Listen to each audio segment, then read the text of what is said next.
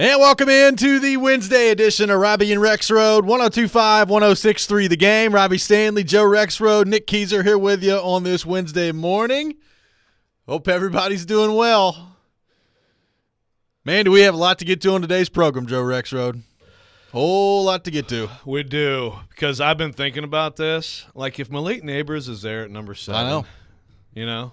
Have you thought about that? Well, especially, like, pending what his 40 time could be.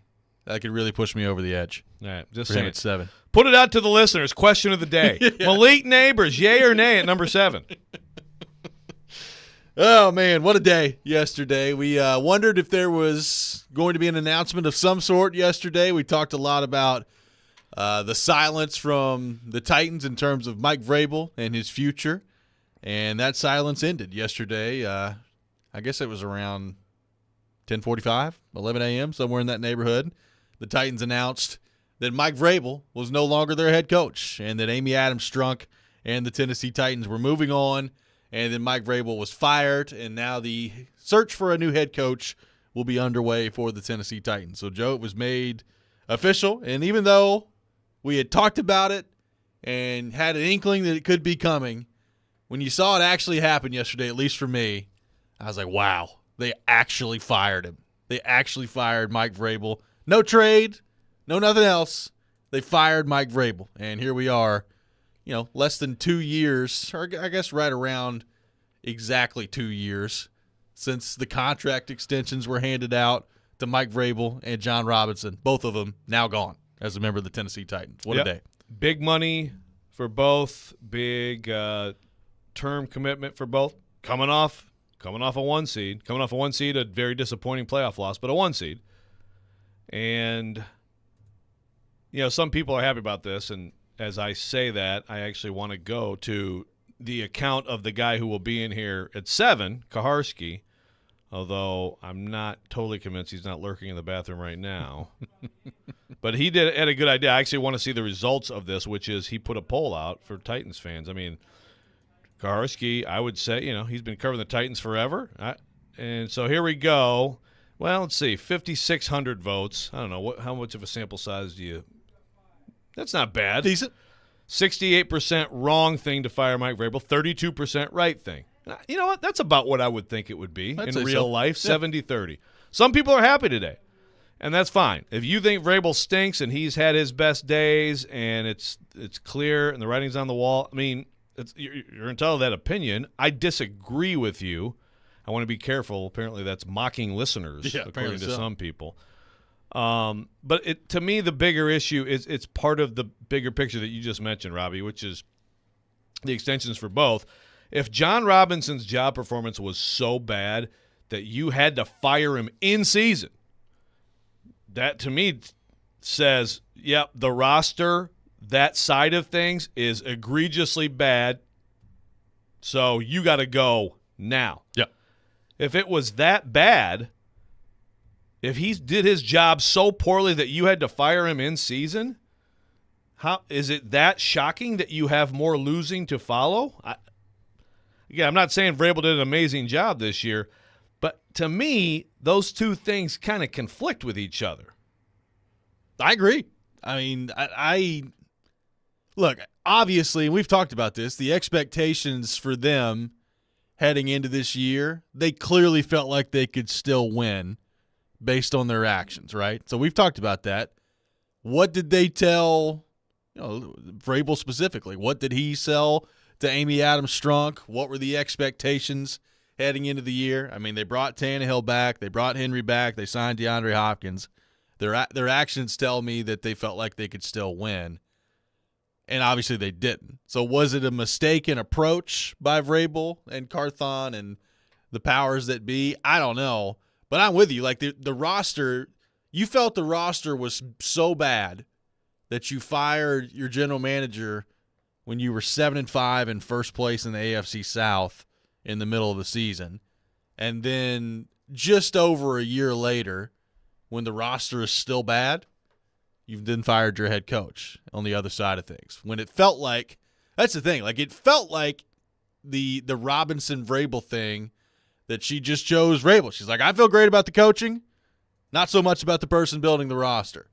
And then just over a calendar year later, she soured on the coach, and she fires the coach at the end of it too. So, look, I'm with you. Like, when you lose 18 out of 24 games, everything's on the table, right? In terms of being a coach in professional sports, particularly in the NFL. Yeah, you shouldn't feel comfortable. You should not feel comfortable. And, like, it's not the most egregious thing in the world that the coach gets fired when that's the record. But I do think when you factor in the whole picture and everything that's gone down with this franchise, it feels to me like they have a very reactive owner that makes impulsive decisions. And that is not a great place, in my opinion, to be as a professional sports franchise. It's just not. No, I agree. And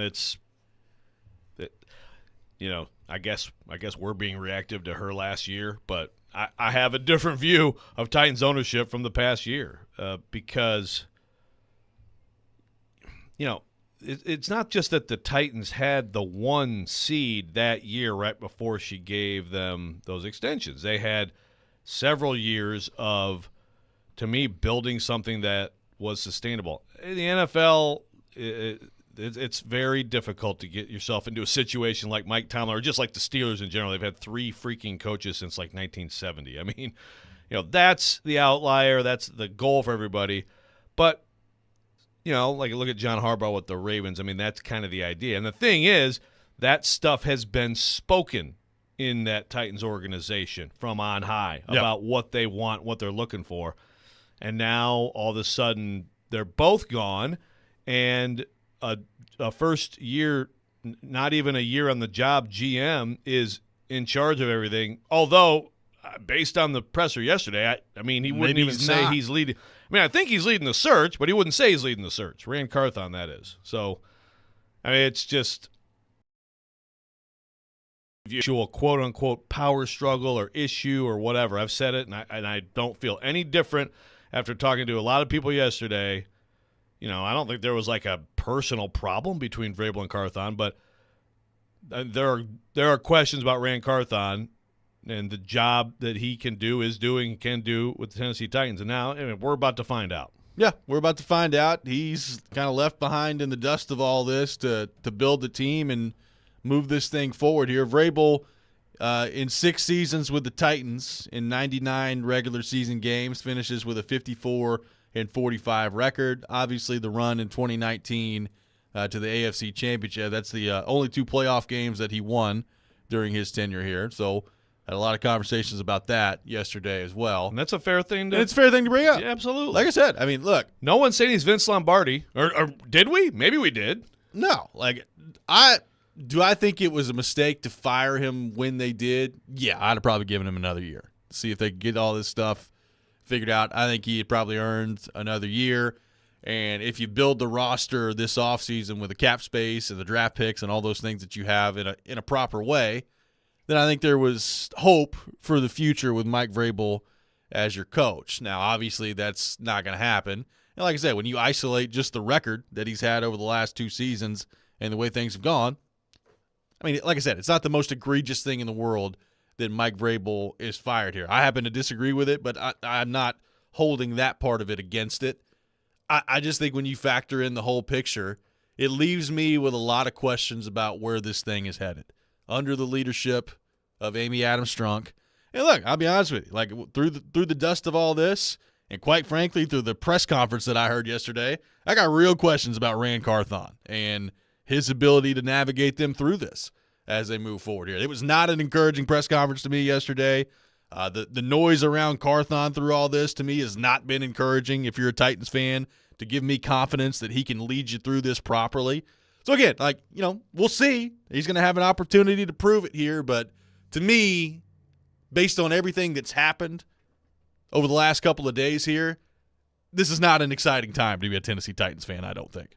No. I mean, I think you have to be very concerned.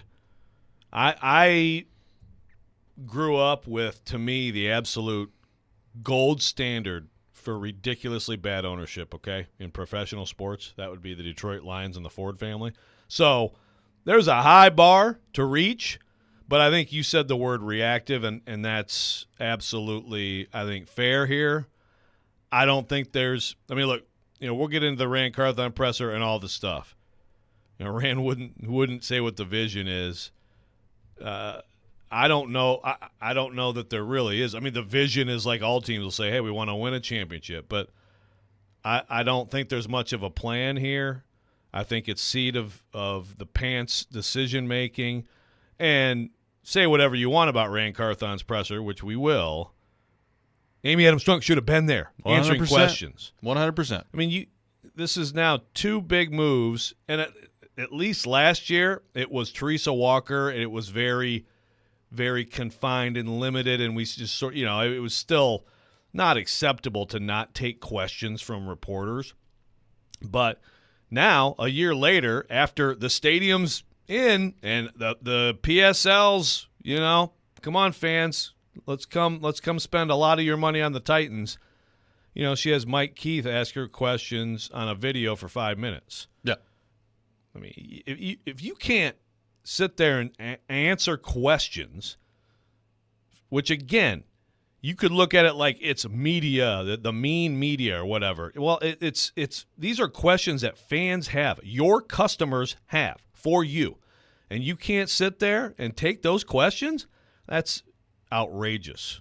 I mean, to me, I'd like to know how many owners in the NFL. In fact, I'm going to put this on the Slack channel at The Athletic. How many owners in the NFL never take questions about anything from reporters? Some of them freaking go out of their way to, hey, guys, some of them talk take too to many me. questions. I mean, actually, back as a young reporter, I used to cover Lions home games, and William Clay Ford, when they won a big game, he'd be in the locker room saying, come on, guys, let's talk to me about this. Yes. Now, he wasn't there much when they lost, which was most of the time. But he's still, like most owners, are available at times to answer questions that are not written by them. Yeah.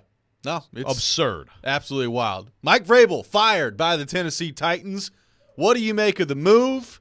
Where do the Titans go from here? What do you make of the ownership and the decisions from Amy Adams Strunk over the course of the last couple of years here? We're going to get into all of that throughout the show today. Diana Rossini will join us at 7:30. We'll get her perspective on the firing of Mike Vrabel. Paul Kuharsky from paulkuharsky.com going to join us for a couple of hours today, starting at 7 o'clock. We'll get his perspective. There's a whole lot to get to today. And, of course, we'll take your thoughts all show long. You're listening to Robby and Rexrode, 102.5, 106.3, The Game.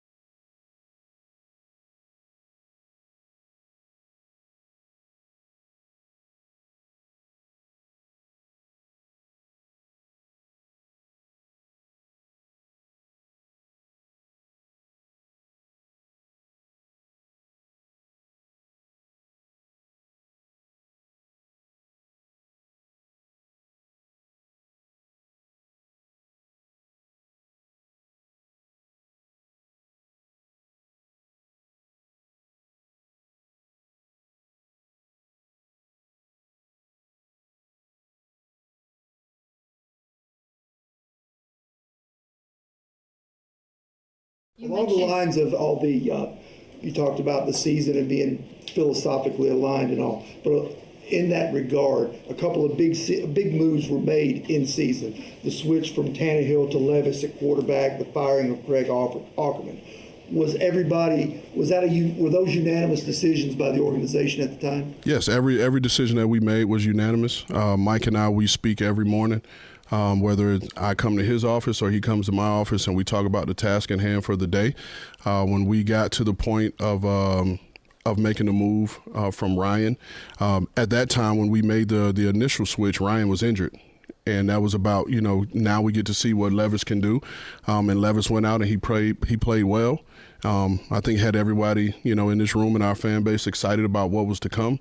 And so we decided to make the decision to, move forward and see what that's going to look like in the future in his development. Did Amy have a say in those decisions? We consulted with Miss Amy. One thing about Miss Amy is, she hired us to do a job and she allows us to do our job. Until she doesn't. That was Rand Carthon yesterday at the press conference, saying every decision they made was unanimous, which that's an interesting way to put it.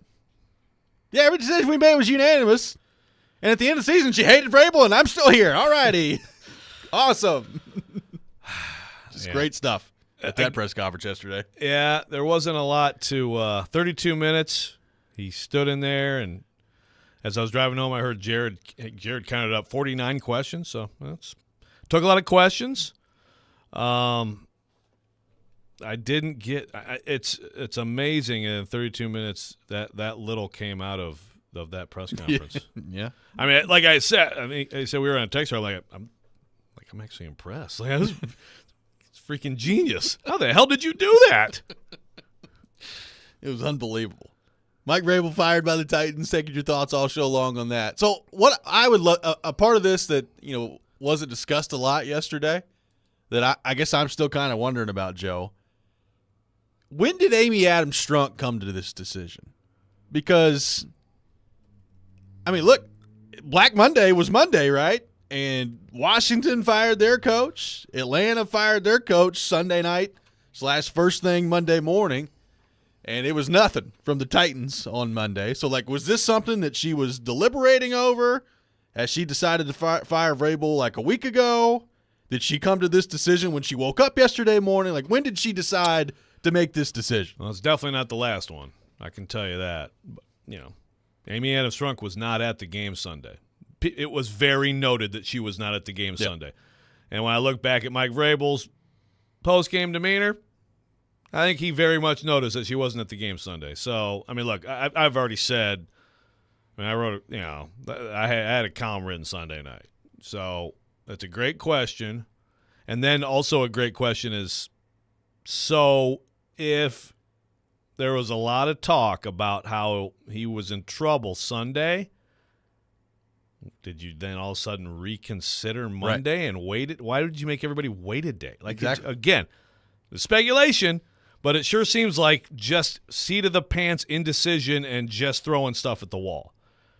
Now, when Mike Keith asked her on the video, which is on the Titan site, if you got, and we probably play some of that at some point today, but she did have a couple interesting things, including she's going to tell us who has final say. Rand says he's not going to tell us, but she's going to tell us. Yeah. So whether he likes it or not, she's going to tell us who has final say. But on that video, I don't know when she's going to tell us, but yeah. she said at the end of the process. But on that video, he did ask her that, and Mike Keith, and he did a professional job in that tough situation. And she said basically all through the season, right?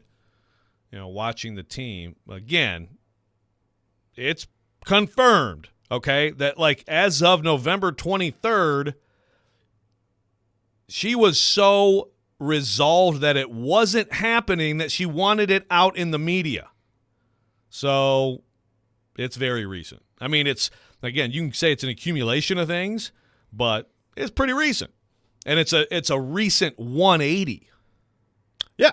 The comments were pretty strong about the praise for Vrabel and wanted to build around Vrabel and all those things. So, and now, a month and a half later, you've shifted course. And never mind. Shifted gears on all those things. Which, again, like I said, people are having a hard time on Twitter yesterday, like separating these two things.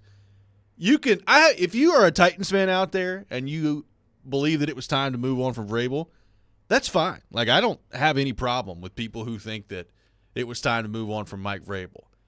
It is wild to me how many people that I interacted with yesterday can't see that the owner's operating in crazy town right now, like she has been for the last 2 years. Like, this is not good. This is not a good sign for the future of this franchise with how reactive she's been. You tell me, how many owners in sports behave this way, and that ends up being a good thing for the franchise? Doesn't happen very often. No, it's. I agree. It doesn't. It typically is going to go poorly for you. I think in division, and we've talked about this a little bit.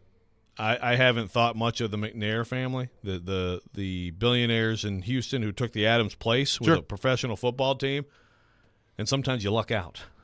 Sometimes. So right now all of a sudden it's like, all right, things are looking good for you guys again. All of a sudden, after all the crap, Lovey and Cully and Deshaun Watson's massage, all that stuff, and now all of a sudden, boom.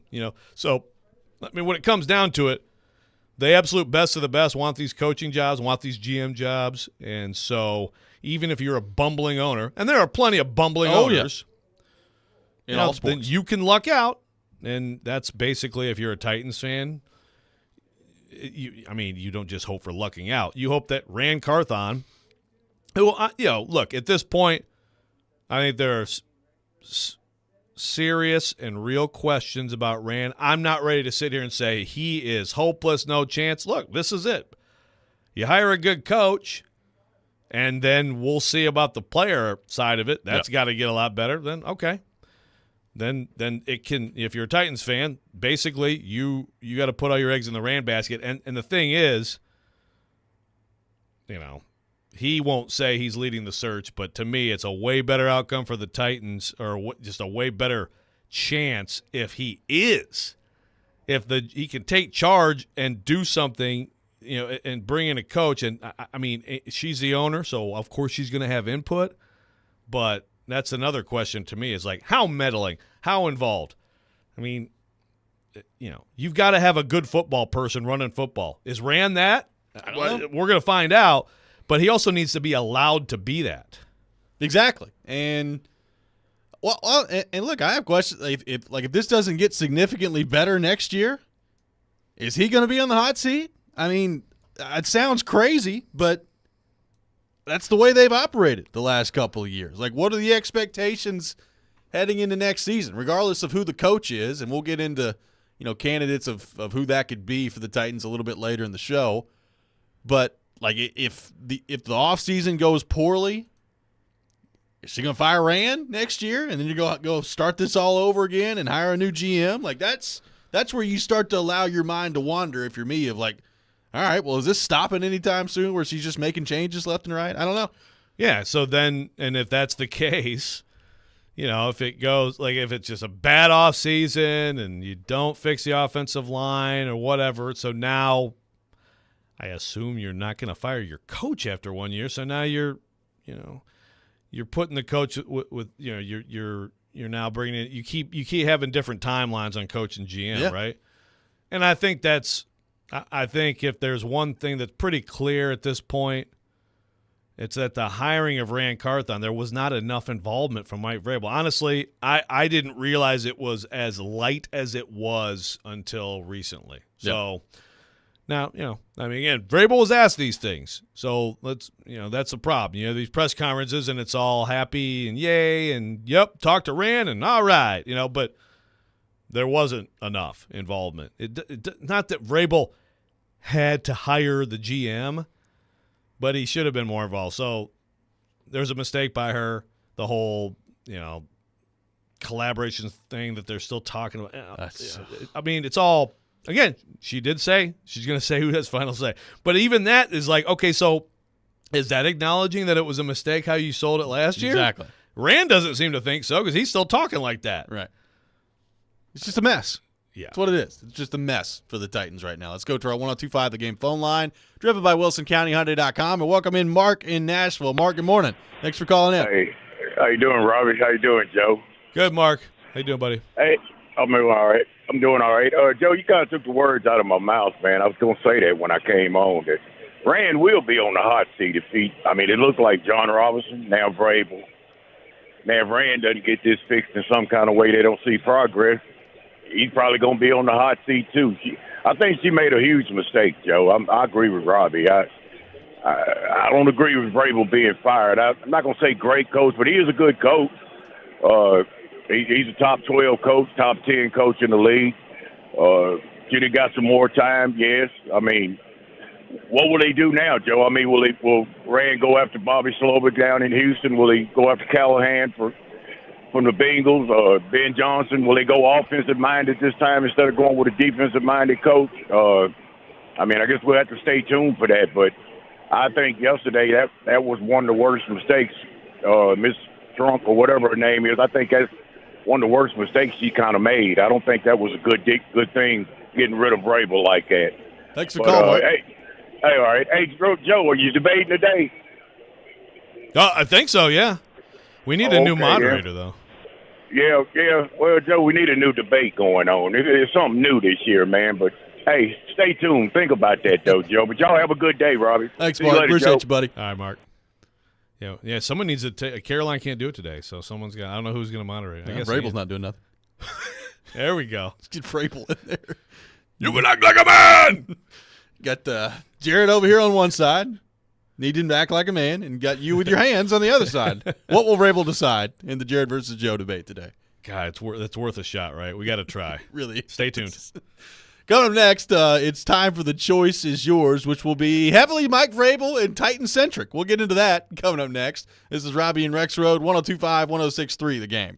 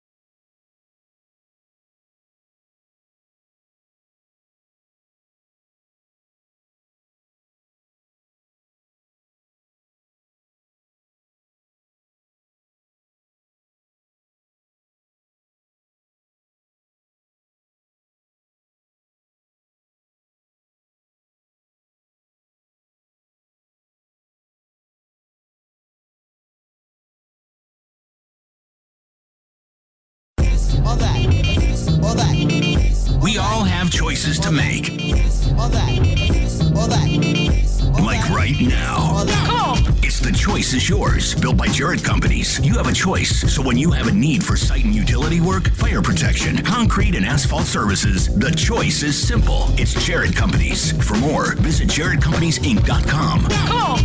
The choice is yours, now on Robby and Rexrode. It is time for The Choice Is Yours here on Robby and Rexrode, brought to you by Jarrett Companies, commercial plumbing and HVAC division, preventative maintenance, and commercial services. Jarrett Companies, above and beyond industry standards. Jarrett Companies' commercial plumbing and HVAC division will revolutionize the way you experience plumbing and HVAC maintenance. From preventative maintenance like filter changes, coil cleaning, to swift, effective repairs, their specialized local team ensures your facilities operate without a hitch, no matter the size or function. This is going to be a very Titans-heavy The Choice Is Yours segment. There are no non-sports today, Joe Rexrode. Well, it's too bad. I really wanted to talk about plums, but fine. All right, let's start on my first question here. What is your confidence, and this is a very generic question, you can take it any way you want to take it. What is your confidence in Amy Adams Strunk to fix this? What's your confidence level in Amy Adams Strunk to fix this and to get the Titans being back to a spot where they're competing for Super Bowl / playoff, however you want to take it? So we can do a number? You can do a number. Let's do 1 through 10. Okay. Well, I'll give it a 5. And the reason that I say that is because it's two different things. Fixing this right now, if they go hire a good coach who hires a good staff, and one thing Rand Carthon did talk about yesterday, they figure out the injury issues, which I do sense is part of the frustration. It's not like you can directly. Well, that's why the offensive line was bad this year, according to Rand yesterday. Yeah, right. So that was good. It was good to hear. Yeah. But right. The whole offensive line conversation was interesting. But the injury thing, I think some of that has been put on Vrabel, right? And hey, 3 straight years. This year wasn't as bad as the last 2, but 3 straight pretty amazing years of injuries. The 5 is in the short term. Yeah, everybody in the league is going to be after the same 7 candidates. Now Vrabel will be hotly pursued by other teams, I think. But are they going to get a Ben Johnson? That's the thing. I think they're going to be on the right track of who to hire. And so if you get someone who is like, I didn't know Zach Taylor, was he going to be good? Well, he is good. So is Bobby Slowick. Rand Carthon, and someone mentioned this on the text line, do they already have someone in mind? He did mention a couple people he knows already. Sure. I think that's going to be a big push. Will that person want to come here? I don't know. But I give it a 5 because if you get a good coach who can work with Rand and have a good staff and all that stuff, then that's fixed. Now, confidence long term, because based on what we've seen in the last year, it's like about a 2, okay? Because I think we're just seeing bad decision-making, weird decision-making, and lack of accountability. In the short term, 5. Nick?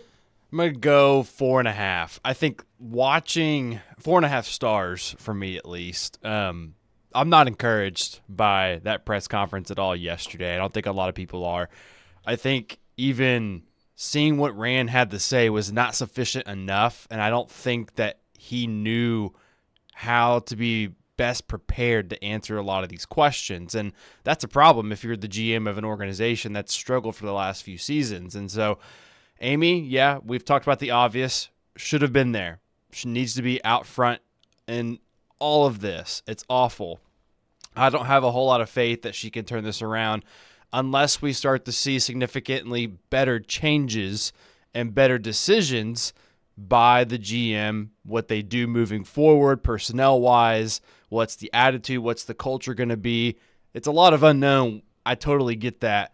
But I'm not going to even be halfway exactly toward even being happy right now with the way that they're running things. So that's mine, 4.5 stars. Well, like you said, Joe, if you go hire the right coach, then you can start to dig your way out of this. Now then, coupled with that, not only do you have to go hire the right coach, you then also have to make the right decisions with your personnel, and it remains to be seen whether or not Carthon can do that. We'll see what happens on that front. But there's a lot that's got to go right for you that way in order to fix it. But, I mean, long term, like, I'm at about a 1. Like, I just some of the decisions that have been made here and the reactionary way that it's been done, the way that it's been handled publicly in the aftermath of it, I have no confidence in this group right now. And I heard from a lot of Titans fans yesterday that feel the same way. And, I tweeted it yesterday. And the Titans have an ownership problem. You wrote a column about it at The Athletic about some of the decisions that have gone on there. It's not a good place to be in right now. Who liked that tweet of yours, by the way? Carter Vrabel. He He also retweeted it. And then liked and retweeted it. Then I think he deleted the retweet after that. But yes, that's Vrabel's son. Very, very, very happy with my tweet yesterday. Yeah. I mean, look. Yeah. Of course, I had like 50% of people on Twitter yesterday accusing me of like carrying Vrabel's water. Yeah. And Vrabel called me yesterday morning with his talking points. I was like, yes. Actually, right after I got done eating breakfast, got off phone Vrabel. Yeah. No, there's some people happy about this who really, really get upset at the suggestion that, again, you can have two things being true here too. The Vrabel firing on its own is not like some egregious mistake. I think it's a mistake. I wouldn't have done it.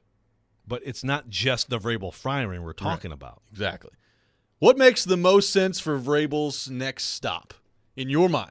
What makes the most sense for Vrabel's next stop as head coach? And I can go first on this if you guys need to think about it. Everybody's going to connect the dots to New England, and I get it. He played there. He's a legend there. He won 3 Super Bowls. They got a draft pick coming up that now they don't have to use via trade to go get him if that's what they want to do, which is also interesting. We'll get into that here in a few minutes too. I actually think the Chargers make the most sense for him. The quarterback's in place. You got a roster where you can go try to win.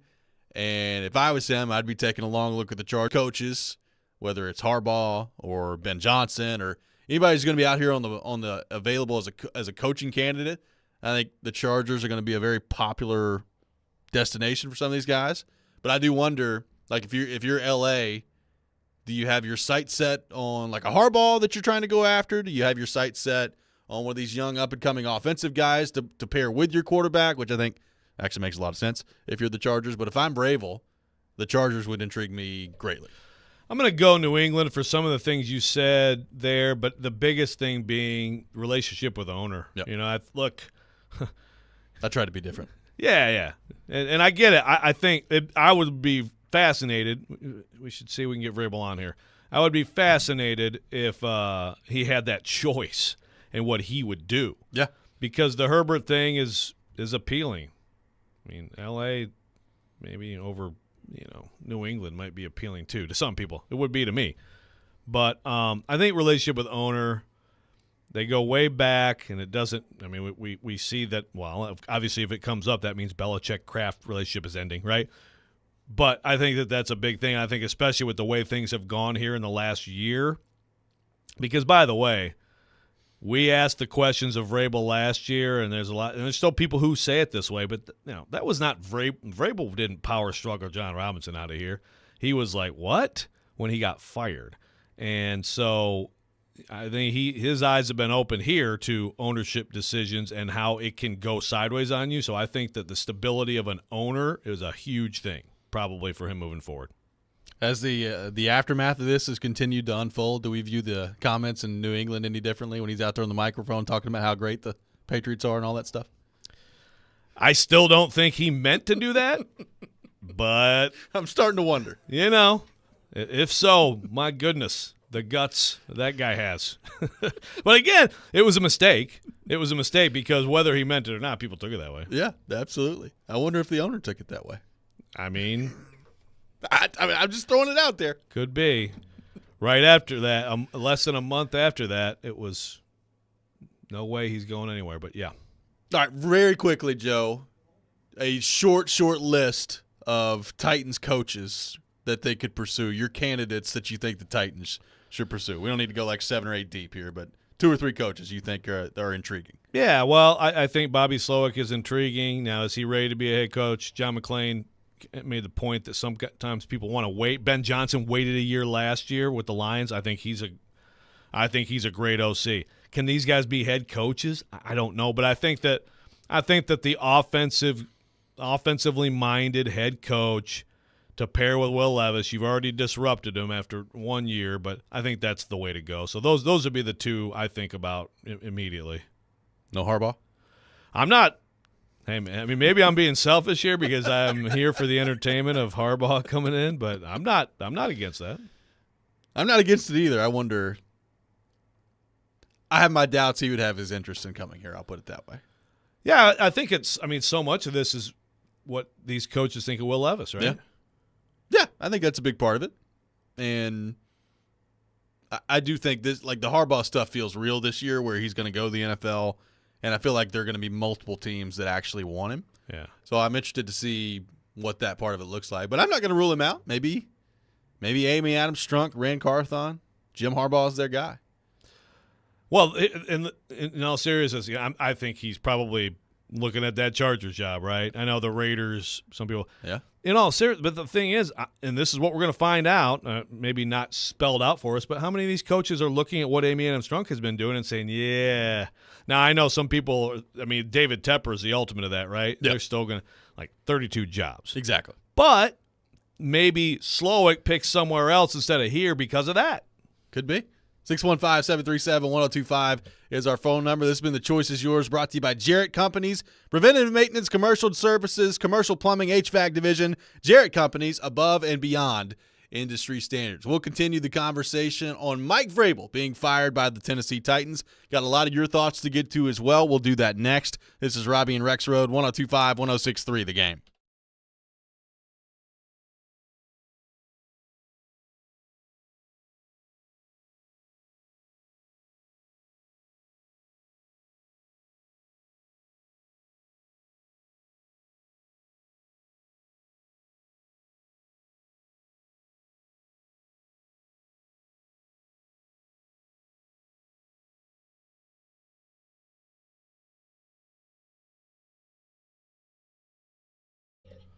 Hey, folks, Joe Rexrode here for FanDuel. As good as the regular season is in the NFL, there's nothing like Super Wildcard Weekend. 6 games, 3 days, win or go home. You will always have a spot in the playoffs of FanDuel, America's #1 sportsbook. There's so many ways for you to pick up a W. I'm going to give you one W for this weekend. I've been saying it all week. Matthew Stafford and the Rams are going in and winning in Detroit, folks. So take my word for it on that one. A lot of other intriguing games, of course. If you want to follow my picks, go to FanDuel right now. New customers get started with $150 in bonus bets guaranteed when you place your first $5 bet. Visit FanDuel.com/Joe102 to join today. That's FanDuel.com/Joe102. Make every moment more with FanDuel, an official sportsbook partner of the NFL. You got to be 21 years old or older. Present in Tennessee, first online minimum wage. You're only $10 first deposit required. Bonus issue. It's now withdrawable bonus bets that expire 7 days after receipt. Restrictions apply. See terms at sportsbook.fanduel.com. Gambling problem, call the Tennessee Red Line, 800-889-9789.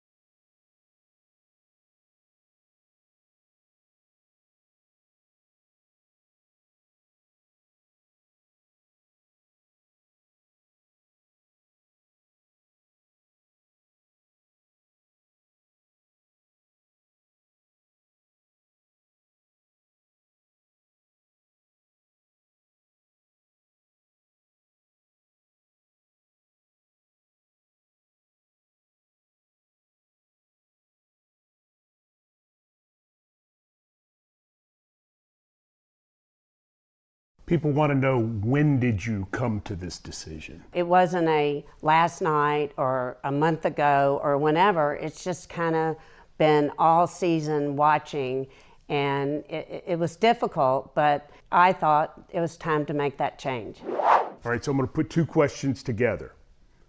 Will the new head coach report to Rand Carthon or to you? And who will have control of the 53-man roster? Today was about the coaching staff. I'm not quite ready to answer that question. I still have some things to work through, but I will answer both those questions at the end of the process. So when it's done, you'll make this clear publicly, who the head coach reports to and who has control of the roster. Absolutely, yes. That was Amy Adams Strunk yesterday. And I mean, I guess an interview is what you could call it with Mike Keith of the Titans over there. What'd you think of what she had to say there? I love when did you make this decision? Well, it wasn't really like a month ago or yesterday. It was kind of just all season long of watching the team. So was Vrabel fired all season? Yeah, we just didn't know it? I don't know what that means. I don't either. But again, I find it very interesting that she is actually going to change from this nebulous collaboration thing to here's who reports to who. So now when the new coach is introduced, I expect her to be at the press conference. I expect her to say something. I expect her to not take questions. But I hope that among the things she says, like she just promised the fans there in the 5 minutes she had for them, is what she just promised. Again, here's how it goes. I love Mike Keith, and like you said, I thought he did a great job there, and obviously he works for the team, so there's all that stuff to factor in. Like, that whole thing was just ridiculous yesterday. It was just ridiculous, and I had such a problem with it. Still do. Yeah. I mean, it's, last year, like she at least did the thing with Teresa Walker. It wasn't, we didn't get to see like the entire like back and forth and everything, so they chopped it way down. They still, to me, they were way too restrictive with it, but it was with someone who doesn't work for the team. Yeah. So I guess next time it'll just be, I don't know, Amy. Could be. We'll see. Let's go to our 102.5 The Game phone line, driven by WilsonCountyHyundai.com. Welcome in Kenny the mailman. Kenny, good morning. Thanks for calling in. Good morning, everybody. Listen, y'all know I'm a mailman, and on days where it's sunny and 70 degrees, it's good. You get out and you enjoy it. But you know what? There's snowy days, and there's days when it's 28 degrees. You still do the job. That's part of it. The Titans have an owner that has stated, I don't like speaking in front of people. I'm not good at it, so I'm just not going to do it. But they're not speaking to reporters. They're speaking to us as fans, and that's what gives fans confidence that, hey, maybe they do know what they're doing. Until she answers live questions from a group of people, I have zero confidence in that leadership. We got to remember, most of these NFL owners, this is not the group of owners that put everything on the line and risked it and grew the NFL. These are teams that are given to them by mommy and daddy. So until she stands up and asks some questions, not much respect there. Thanks for the call. Have a great day. Appreciate it, man. Well said. Yeah. And again, I don't think it's going to change, though. No, but I won't stop complaining about it. No. I mean, it's again, you're just, this is not, like you're getting just completely, I'm trying to think of the right words. It's not like you're just getting screamed at, right, and you're forced to say every word exactly right. Look, I don't like speaking in front of people either, but this is just answering questions from people who work for the fans, who give you money. I mean, this has got to be part of what you do. And the thing is, think of the goodwill, because Amy has definitely ushered in a lot of it in the last 2 years. But think of what is being lost in how she's handling these things. I agree. Let's go back to our 102.5 The Game phone line, driven by WilsonCountyHyundai.com. Welcome in Jonah. Jonah, good morning. Thanks for calling in. What's going on, guys? What's going on? I got a take on this, and I think Jason Fitz actually mentioned this on one show with Jared a little while back. I think we got hoodwinked. I still think that the Patriots made a little under-the-table deal.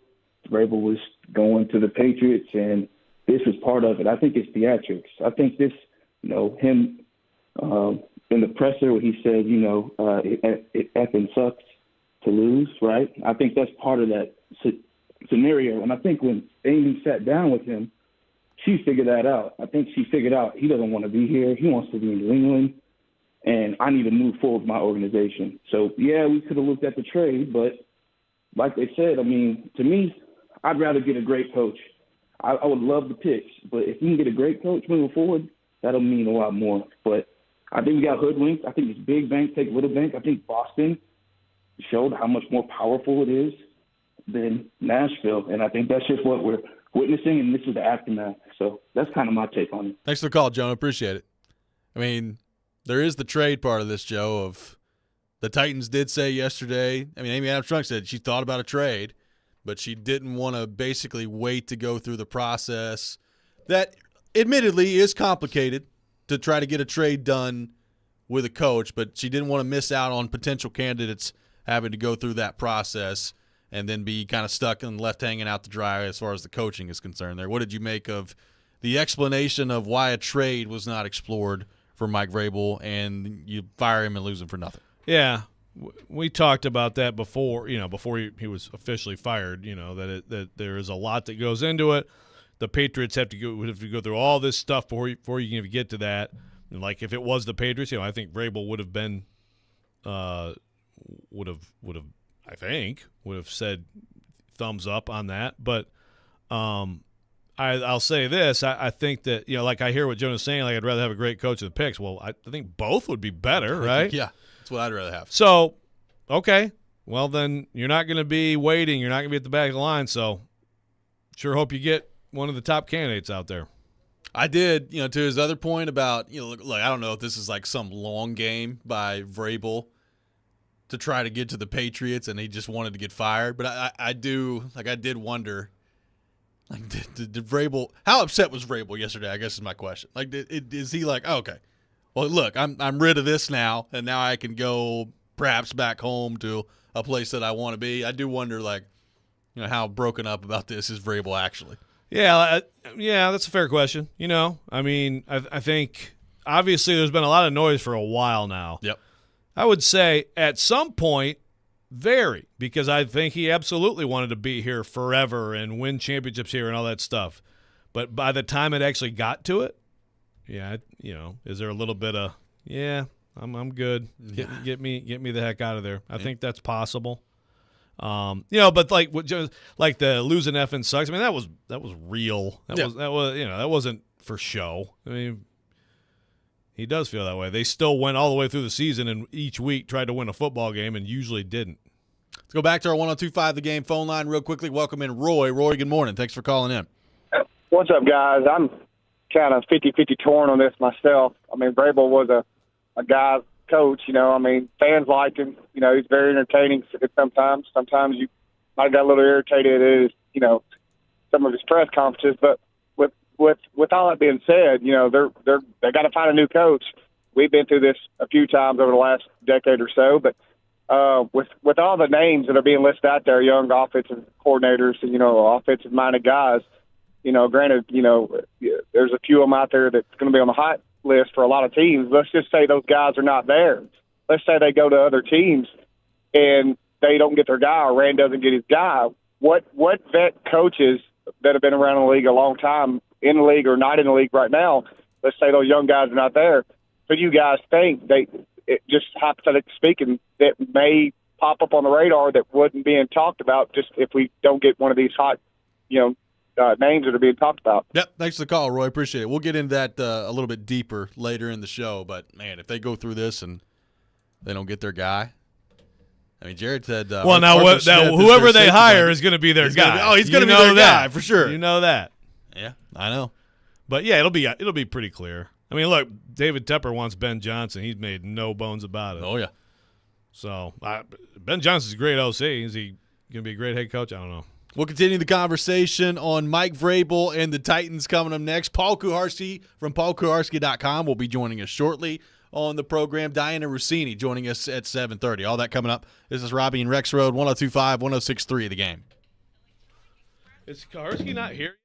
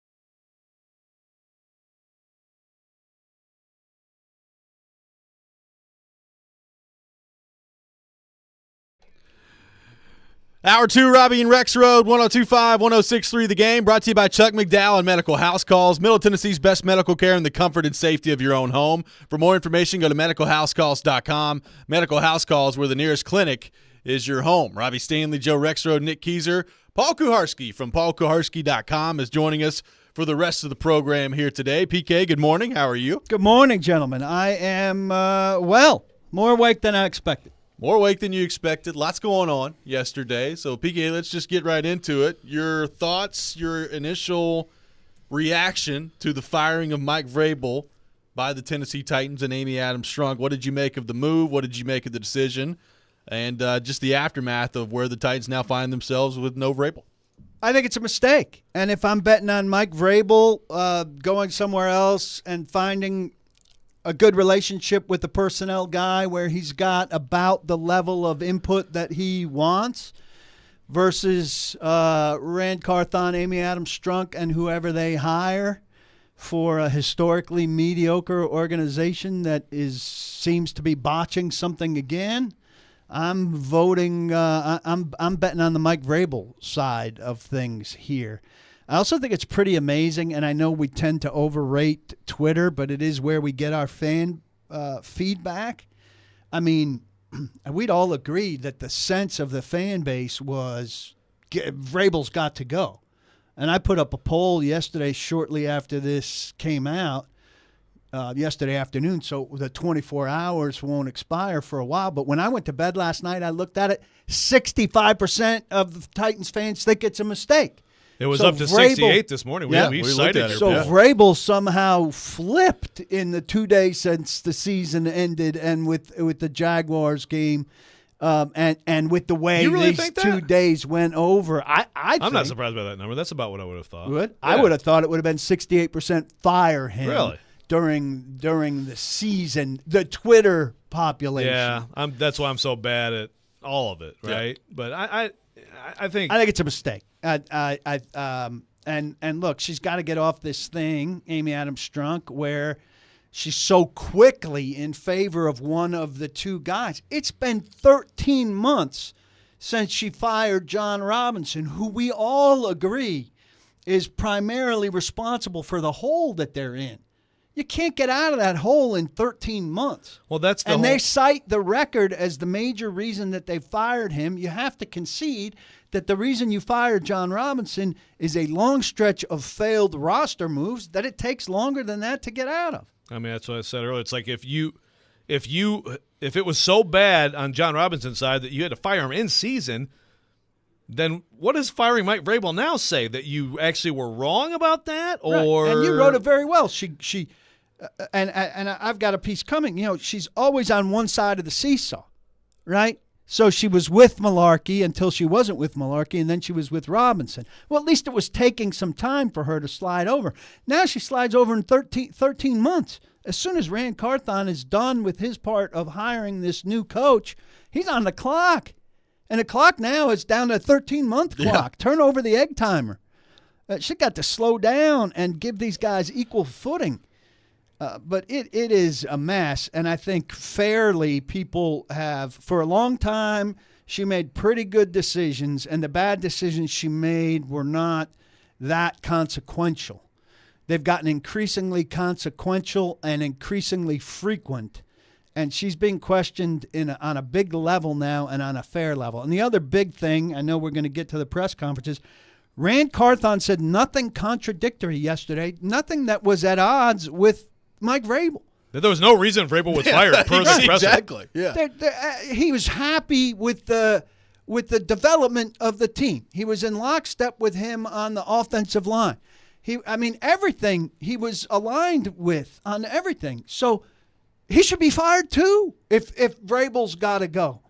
I mean, either both or neither, based on him saying that everything was fine with him and Mike. As you were saying that, we had Vrabel in the red coat of the Patriots thing, so sorry, I was distracted by that. Clapping with Robert Kraft. No, the ownership of this team, to me, PK, is very concerning right now. It's very concerning. And you did a good job of just laying out the reasons why, but it feels like she's a very reactive owner right now. And reactive owners, to me, when you're that reactive, that's not good for the franchise. That's not good for the long-term outlook, in my opinion. And I think today is a very concerning day if you're a Titans fan. Look, there's all sorts of noise around Carthon right now, and we've talked about, some people that don't feel like Carthon is doing a good job and is equipped to be the general manager moving forward here. And to me, the firing of Mike Vrabel, if you just isolate the firing of Mike Vrabel, and we talked about this earlier, look, he's lost 18 to 24 games. So when you isolate that part of it, is it the most egregious thing on earth that you fired the head coach after a stretch like that? No.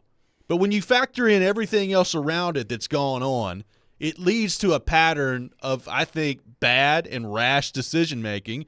And now you've got a guy in charge, or I guess maybe in charge, that some people don't think is equipped to do the job. To me, if you're a Titans fan today, this is not a good day. Not a good day for the franchise. We're frequently asked about her inner circle, which we don't really know. I know somebody who's in her inner circle, and I'm just thinking of this now. But we know that minority owner is like one of the weakest roles there is in sports. Kenneth Adams is going to be the owner of this team at some point. She's going to pass it on to her nephew. I wonder what his feelings were about all of this and if they're in lockstep. And I'd love we're never going to know if he disagreed with this move or how strongly he did and what he was advising his aunt and how much she listened to him. But, he and it's hard for him to emerge in any way, shape, or form. But that's something to think about. I don't know how old Amy is and how many years she's got in this role, but I think, you can start at some point to look ahead to him and wonder what he's going to be like.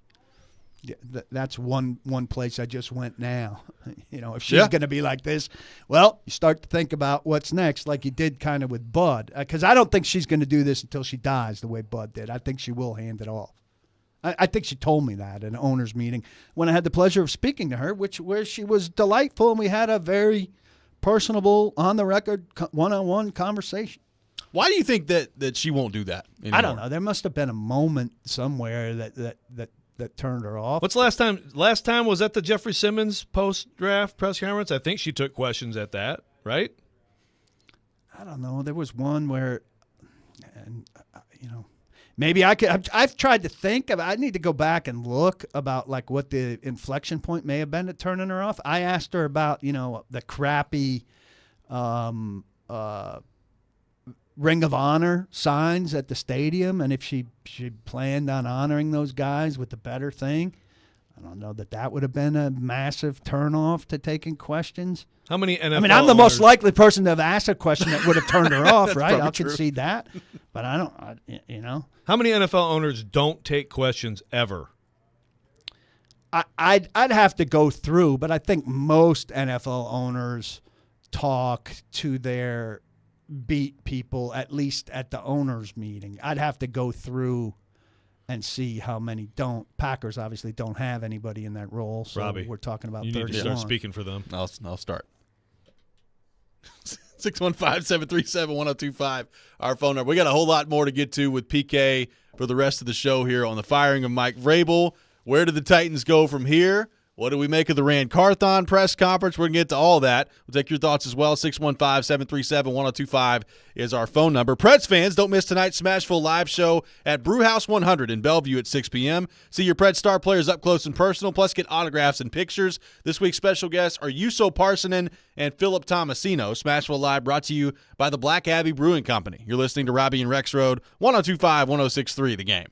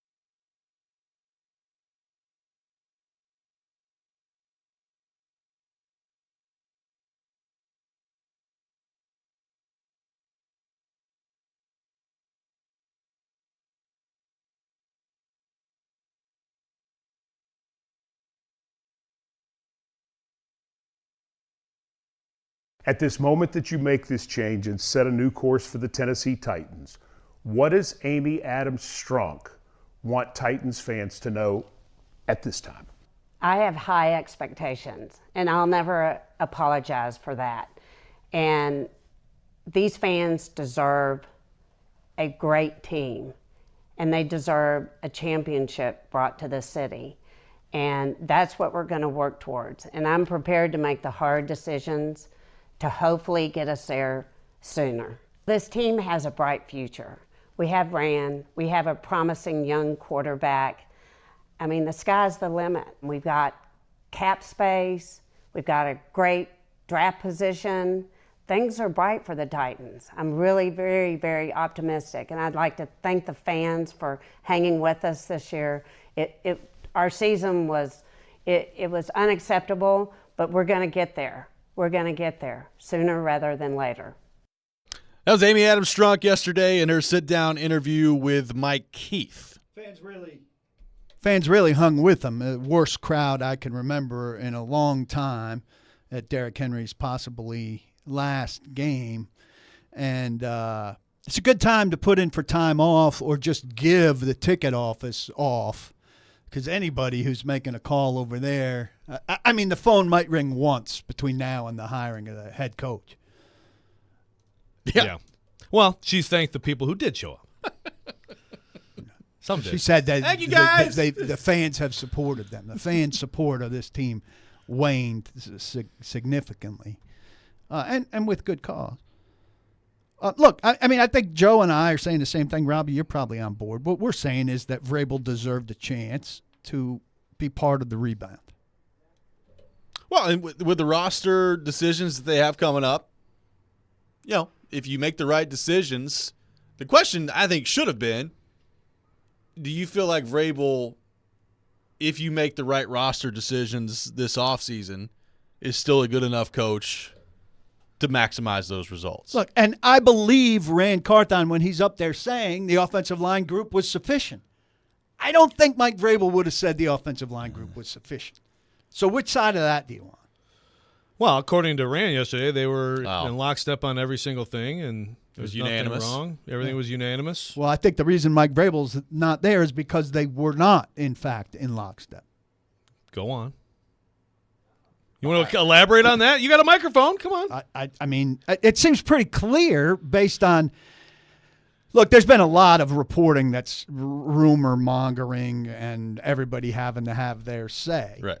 But there's been a core of reporting from legitimate people that suggests that Carthon and Vrabel wasn't enjoying, if you will, Carthon, which I think there's reason to believe has been legitimate and is part of why. Collaboration is the buzzword now. It sounds like they weren't collaborating great and that they're going to collaborate at all costs now, despite the fact that on 3rd and 3 in December in a tough game, collaboration is not what wins you that game. And you guys were mentioning Harbaugh earlier.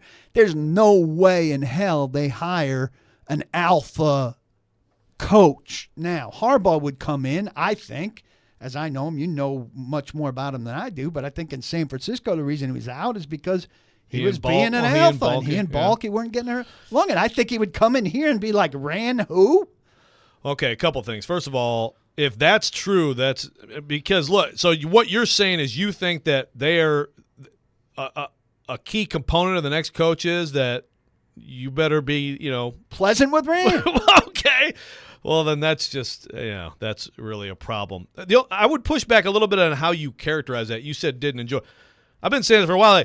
I don't think it's like a dislike personally. I think it's a lack of confidence in. Yeah, I stand. I'll take your words over mine. A lack of confidence in, and he took jabs at the structure.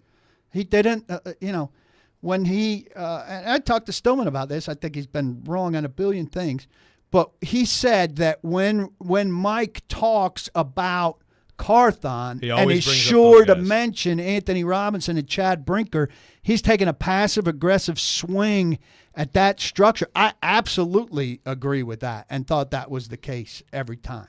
He thought, in my opinion, they're tinkering around over there with this big building projects and doing all that. What are they actually doing? Where's the work product? That's my interpretation. Meanwhile, I'm over here and everybody's got a damn job. You can go at practice. You could say we're not getting stuff done, but look at that guy. You can see what he's doing. So basically, Amy Adams-Strunk has brought you and Stilly together. That's very exciting. Thank you, Amy. One small point. So what did we make? I think we can all agree that there were certainly questions at the Carthon press conference yesterday that would have been better served for Amy Adams-Strunk, but Amy Adams-Strunk was not there. Having said that, and Joe thinks she's going to be there at the head coach. I'll bet you $50 she's not there. She's going to issue. She's going to introduce him and not answer a question. No. $50, you owe me. All right. She's going to issue another statement and have Rand answer those questions about the power structure. No, she won't answer questions, but she'll be like, "Hey, everybody, here's the new coach. Take the microphone away from me. Walk off and the you'll stage. give me $50. Thank you." She'll not do that, and here's why. Because as she doesn't answer questions, somebody, me, will try to ask her questions, and it will look bad. The optics will be bad. You And just they're like obsessed grab with her ankle as optics she's with trying to her. walk out of the room. God, if that happens, if you win $50 because of your own, I can. I think he might. I just insured I it. think he might have just insured it. You might as well give it to me. I get some interest on it. So, but look, I'll be honest. Obviously, you two were there yesterday. I came away from that press conference from Carthon pretty discouraged. Like, if I'm a Titans fan, I thought it was a joke. I thought this idea, you getting up there talking about the ball bouncing the wrong way and the injuries being the problem on the offensive line and how you're in perfect lockstep with the coach and all these different things. I thought it was ridiculous from Rand Carthon yesterday. Look, again, Amy Adams-Strunk should have been there. The question should have been for her.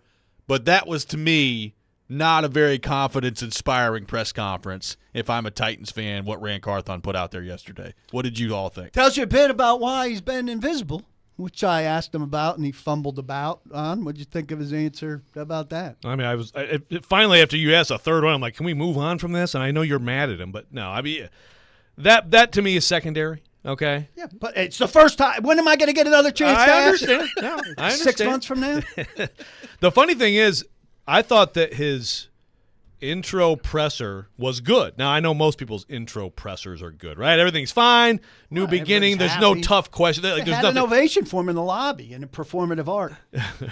But I will agree. about I said this earlier. I actually, in 32 minutes, the absolute absence of substance and answers, I'm kind of impressed by it, actually. It was somewhat amazing. Like, I think you wrote this at your site. It's like, you can't even just say, like, what the vision is? Well, the inability to state a vision is ridiculous. Then everybody that's defending Rand is saying, well, he doesn't want to give the head coach the answers to the test. Look, if you say we want an energetic coach who's going to bring us a innovative offensive philosophy and win us a Super Bowl, if you think a guy coming in and repeating that is going to get the Titans head coaching job, you are a naive idiot. Okay? I'm not asking for PhD dissertation level stuff. That you can't say a vision, that everybody in the building doesn't have some mini mission statement on the tip of their tongue is a huge indictment of the whole organization. Which, by the I way, have the vision, but I can't tell you the vision. That's the thing. But go buy PSLs for multi-thousands of dollars to our new building, and we'll let you in on our plan later. Is one of the most embarrassing things I could remember from somebody sitting behind a microphone at the thing there. I mean, the alternative is that we're going to say it's coach speak. Give me coach speak every time over no speak. Okay? On the pecking order of speak, no speak is the absolute bottom. I can't share that with you now. It's not the time. You just bottomed out as an organization. If now is not the time, that's unbelievably dumb. Yeah, I totally agree. Coming up next, we're going to be joined by Diana Rossini from The Athletic. We'll get her thoughts, her perspective on the firing of Mike Vrabel and where the Titans go from here. This is Robby and Rexrode, 102.5, 106.3, The Game.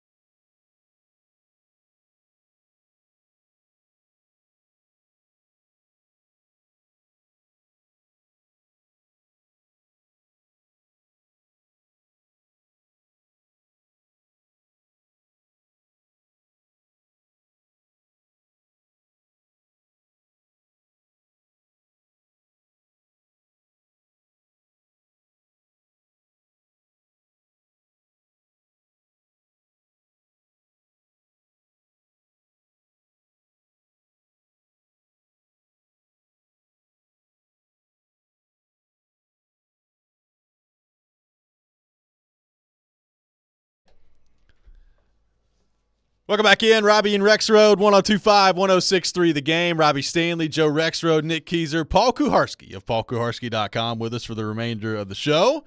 Titans fire Mike Vrabel yesterday, and to help us talk more about that, we go to our 102.5 The Game phone line, driven by WilsonCountyHyundai.com, and welcome in our friend Diana Rossini from The Athletic. Diana, good morning. How are you? Well, I know it's a big day in Nashville. Paul Kuharski's joining the show here for one of my appearances, so you know something gigantic happened. Good morning, guys. How's everyone doing today? It's the New Jersey Power Hour. There we go. That's right. Nice. Nobody wants to hear that, trust me. But hopefully we'll be able to share some good insight here on what's been going on the last 72, 48, 24 hours here surrounding the Titans as I'm looking at it from really just the national perspective and having conversations all around the league in response to how this all went down and why it did. So looking forward to sharing some of that with you guys. Yeah, well, we appreciate you taking time to be with us. So let's just start there. Your reaction, first off, Diana, to the news that Vrabel was fired, and as you kind of look at the situation that transpired this season with the Titans, how do you think this all went down? I was really surprised that in the end that was the final decision. Obviously, there was so much smoke, and I had conversations leading up into the actual firing over the last, I'd say, probably 4 or 5 days. That a lot of signs pointing to this being over, but I think the finality of it still stunned me. So even though my head knew it was over, just based on those conversations and a lot of the tone I was getting from talking to different people in the building.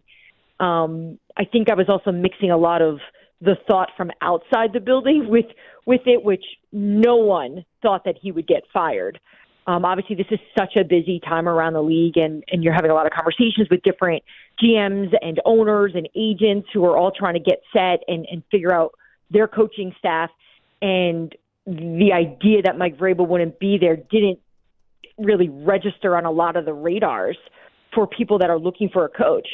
So I actually had a few head coaches and even one GM reach out before the news broke when it was starting to get, it seemed like something weird was happening. Hey, whatever you do, find out what Vrabel wants to do next. Keep him out of my division. A lot of just tone that way from outside of Tennessee of no one wanted him to leave because no one wants to deal with him. And I also even had another coaching candidate who said, well, there goes my shot.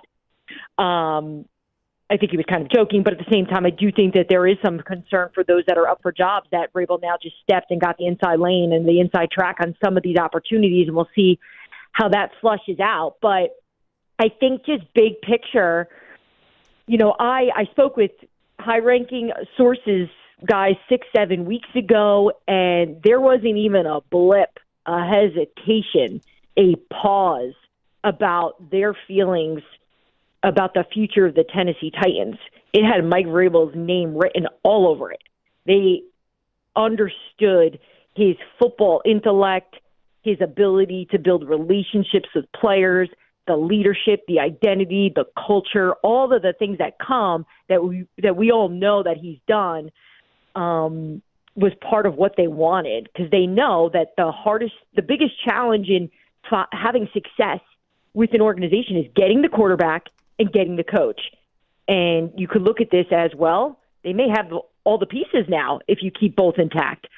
But they obviously moved in a different direction, and something happened between Thanksgiving and Tuesday. There was a major shift in feelings. You don't go from saying, this is a guy we see to be part of our organization for a very long time, we are not trading him, we are not firing him, to then being fired. Yeah, so what do you have a sense for what caused that flip, Diana? Yeah, I do. I think the idea of what they want, the identity of what they want this team to be is not in line with what Mike Vrabel is. I think there was the second Rand Carthon was hired and they had to marry them. I think they were smart enough to realize that that's hard. This is going to be a challenge, but they wanted to give Vrabel an opportunity to see if he can make it work, if he could fit under the vision of what they see in Rand, of what they see in terms of modernizing how they do things. And they gave him that opportunity, and they don't think that he was able to get that done. They don't believe that he was able to fit what they want to do. And in terms of the relationship between Carthon and Vrabel, I never got a sense they didn't like one another, ever. I never understood that. I know it's just rumor. I know no one here on the show had been reporting that there was problems, but there's just so much chatter, and I know some of it came from Boston, and I just thought that was all really odd. I've had multiple conversations with both of them over the years and I never got that sense. Look, I've seen it before where they can put on a friendly face, and then behind closed doors they're not even talking, but I really didn't get that sense. Now, do I think that they would pick each other if they had a fresh start? There's no way. They come from completely different worlds. So I already think that they were put in a difficult spot to begin with when this arranged marriage happened, and knowing the type of GM that Mike Vrabel wanted, and knowing the type of GM Ran Carthon is. Look, to his defense, he's just learning. It's the first time doing this, and just like any marriage, you're going to pull the plug after 1 year together. Like, I can tell you in my marriage, man, like I would have really regret that. My 2 babies wouldn't be here because we had a rough time too. It's tough that first year. Give them a chance.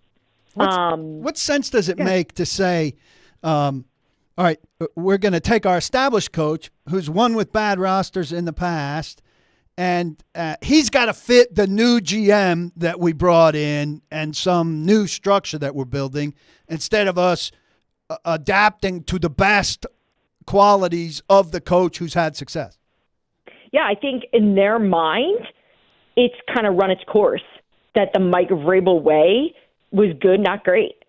Ownership wants to win a Super Bowl. That is the goal. It's not to just be good. It's not just to win when you're not expected to. It's not to be the king of the underdogs. That's not what they want. This is about building something to go all the way. And they didn't believe that Mike Vrabel was the coach. As smart as he is, as good as he is, in fact, I think the reason why there was, over 24 hours before a final decision was made, I think this was a difficult decision for Amy. I do not, and I even think she appeared to look a little unsettled by it all. So, the future of the Tennessee Titans is her vision, and it's going to be Rand's.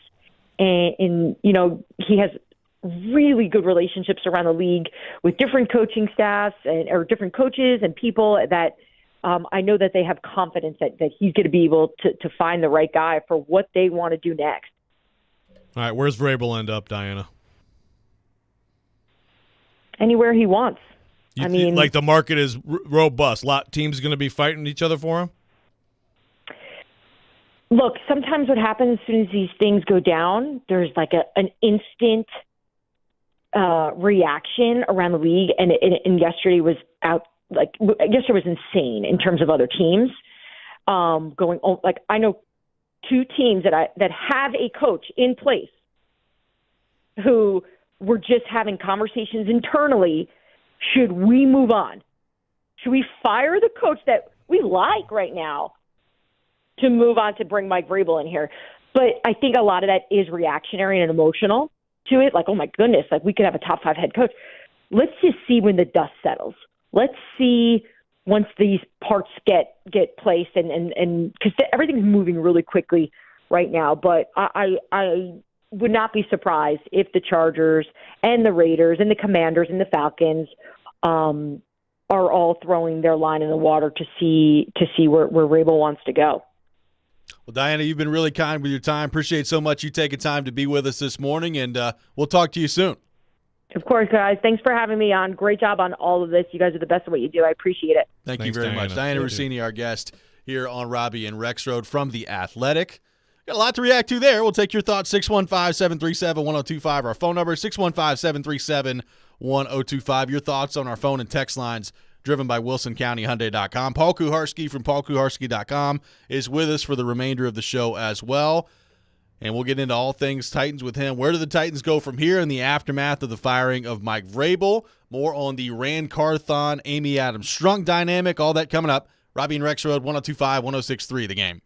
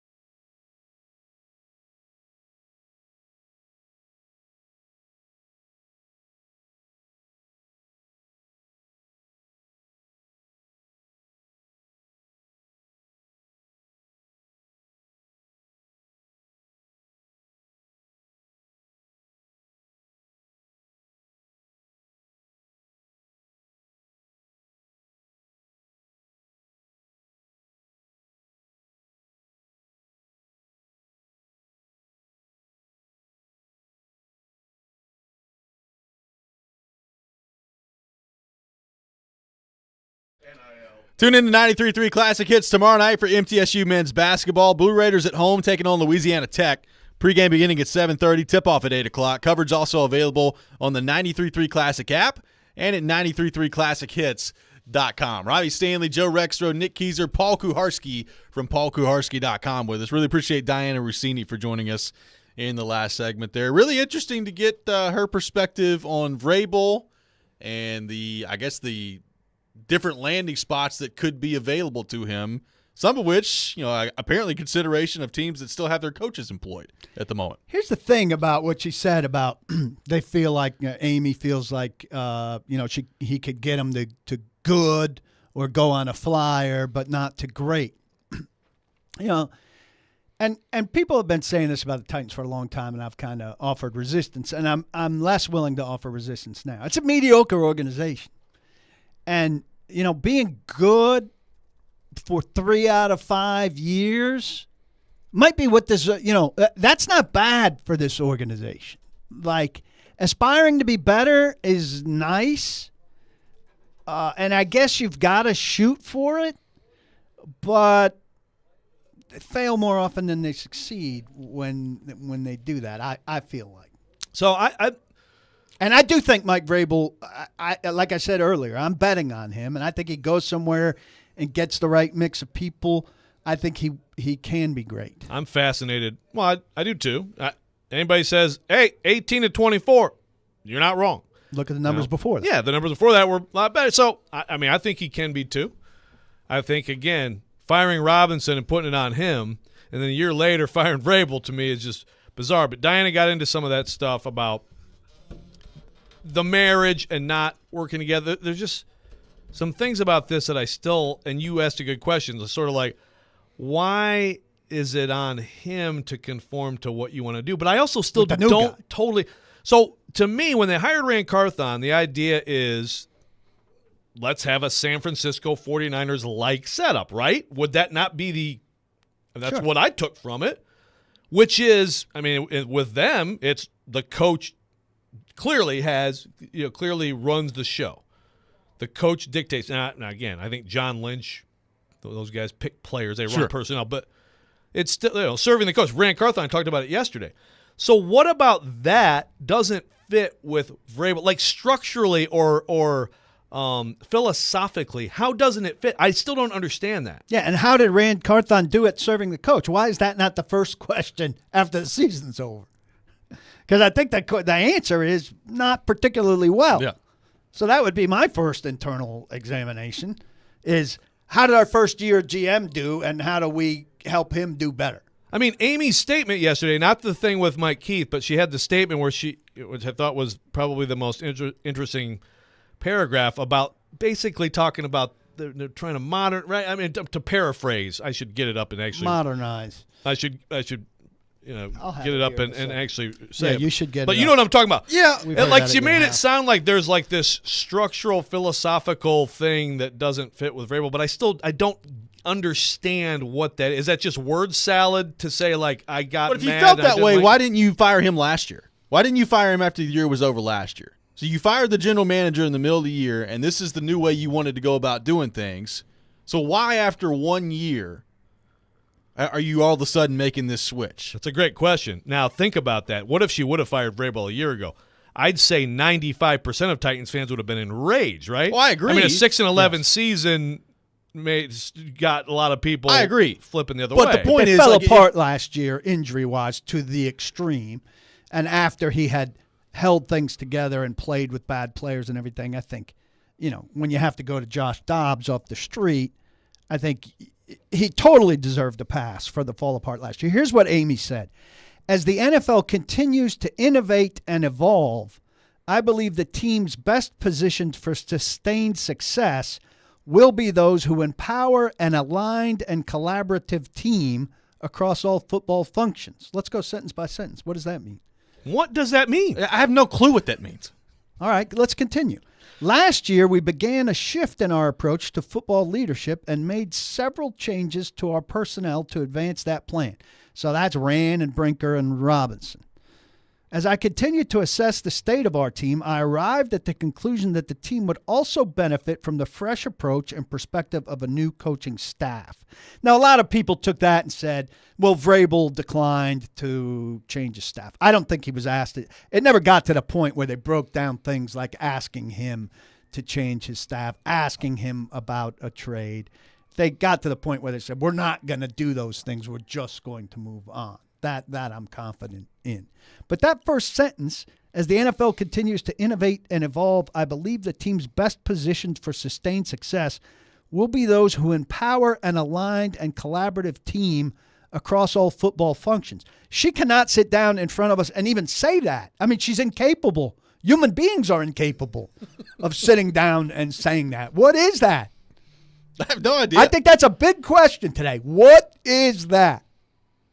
I mean, it's just word salad is what it is. And to me, if you're presenting an aligned, if you want your football operations part of this to be aligned and collaborative, you just fire the guy that's been here, that's been kind of leading the way in that. It makes no sense. After a year of total collaboration, he did nothing wrong. Yeah. Here's who needs to be collaborative, first and foremost. The 53 plus 16 in the locker room. And guess what?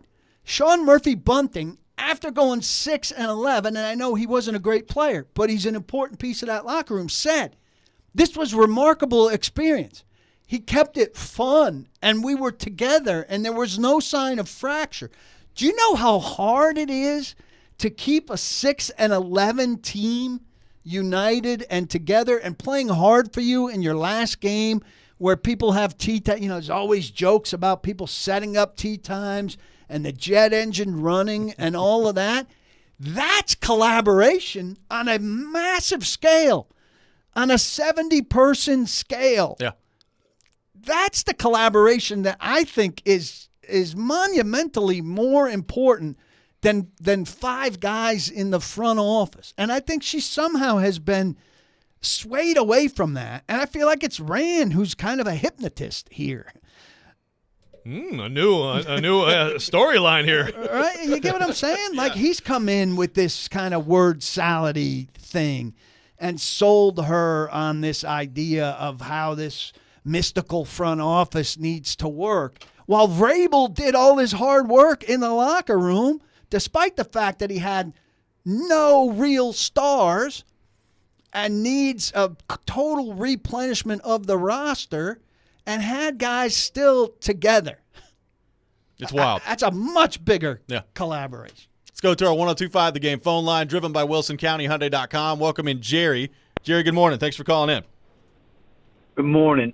Hey, good morning to you guys. I listen to you all the time, but my question is, and I know that Graber was on contract, and they could fire him if they want to, and they got to pay him. But it don't make any sense to me to fire somebody that's under contract when you know he's going to end up in New England, is where he's going to end up at. And is this money going to are they going to have to pay him the other 2 years on his contract? Nobody's talked about that. And is that money coming off the cap money? The cap is not involved with coaching salaries. Well, if he gets hired, then they don't have to pay. So it'll be offset, it'll be right? off. And that'll happen. I mean, for the time being, I think you said earlier, Robbie. I mean, if I was him, Vrabel, I'll take a year. Play golf for a while. Have a nice Come year. back next year. Join John Robinson in being paid by Amy a ton of money to do nothing.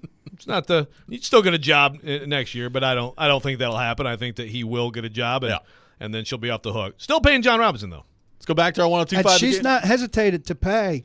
Oh no, she paid 3 coaches at a time at one point. Let's go back to our 102.5 Game phone line. And Variable. Welcome in, Cam. Cam, good morning. Thanks for calling in.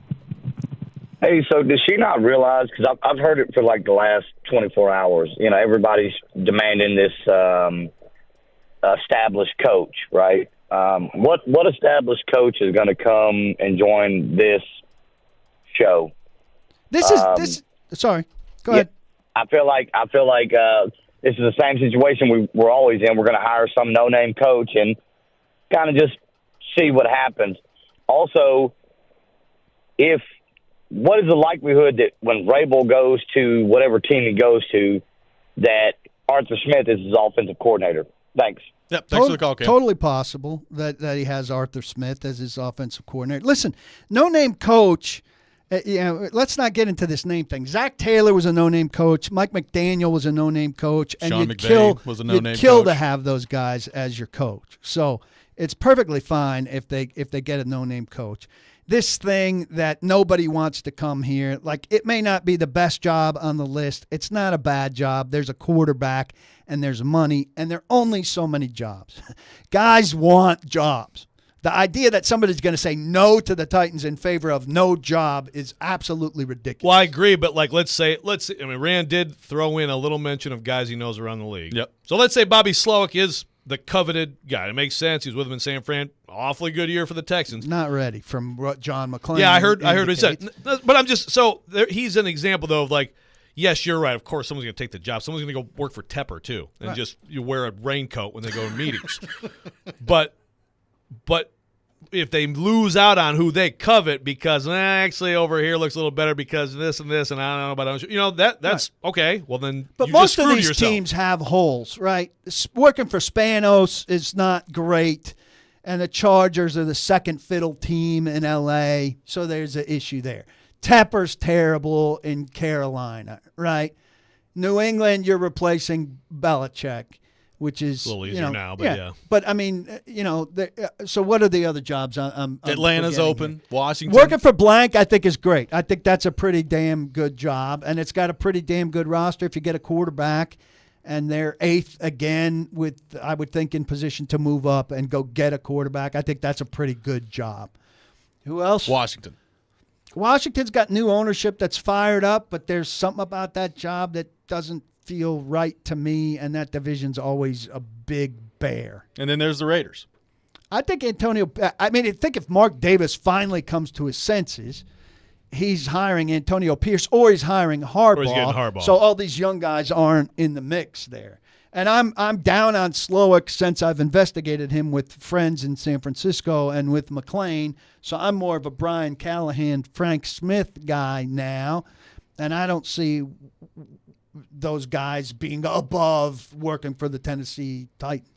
We'll have more on the Titans coming up next. Get to your thoughts as well. 615-737-1025, our phone number. 615-737-1025. Paul Kuharski with us for the next hour, discussing the firing of Mike Vrabel and where the Titans go from here. You're listening to Robby and Rexrode, 102.5, 106.3, The Game.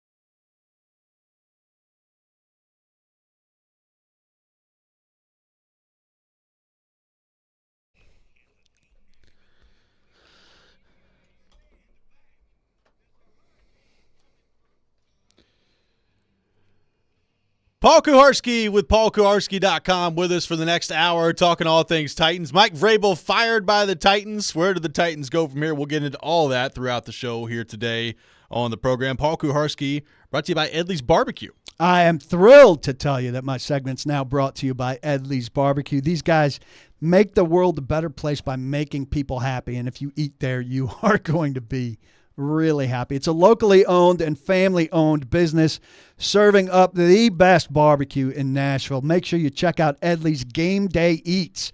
Available from now through the big game, Edley's will provide the good times and great food for you to enjoy on game day. Choose from ribs, wings, hot chicken salad, hot links, and hot links. No matter the combination, you can't go wrong with Edley's on game day. Go check out Edley's at any of their convenient locations around town. A bunch of good golfers in their management team as well. I played a scramble with them not long ago. You a good golfer? I am not. But on that day, I played great from like 120 in, and they actually thought I was a good golfer, so I tricked them. That's right. BK, we've discussed the firing of Vrabel. We'll get back, into just the meat of that as we go throughout this hour here. I do want to get your thoughts on the idea of trading Mike Vrabel that some Titans fans have thrown out there. Amy Adams-Strunk addressed that yesterday and said that was a consideration, but that the timeline of that and the complication of that process, she would rather just go ahead and fire the coach and not be left behind when it comes to the next coaching search and the candidates pool that will be available to them.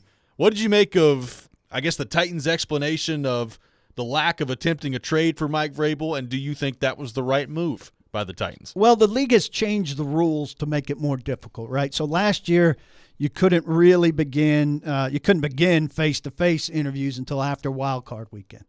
And this year you can't begin them until after the divisional playoffs, which end on January 21st. Now, you need to have an opening to start to have those conversations, and you could be doing some Zoom interviews now if you have an opening. So if they wait until the 21st on the Patriots and then negotiate, they could negotiate back channel, I guess, but they could pull this off the 21st. They wouldn't have their opening until then. The Patriots have to do their interviews to fulfill the Rooney Rule with 2 external interviews with minority candidates. You could do David Shaw for one, or a total sham college stuff. guy, right. Whatever. But you would need to do one NFL guy to make it seem legitimate, at least, right? And then bring on Mike Vrabel, so only then the Titans get their opening. And yes, they're way behind. I think people too were throwing out like ridiculous returns for the Titans, who were not getting New England's 3rd pick in the draft in exchange for Mike Vrabel. Definitely not that. Maybe a first though. Maybe a future first and something else. Which would have been great. But I do agree they would have fallen behind. And you'd rather have your best shot. I mean, I think their explanation is reasonable. That remind me, like Gruden. So when the Gruden trade happened, that was not but 2 first, but that was before all. But Gruden was also the Gruden to Tampa Bay. Yeah, 2 first, 2 seconds. Completely different setup. You can just do it. Yes. Now but that wasn't that like 2 firsts and 2 seconds or something like that, right? It was very expensive. Yeah. But the Peyton trade, which I think was a first and a second over time, with them getting a 3rd back to soften it. He also was out of not working. Right. And like Peyton, which makes it a lot easier. So I think a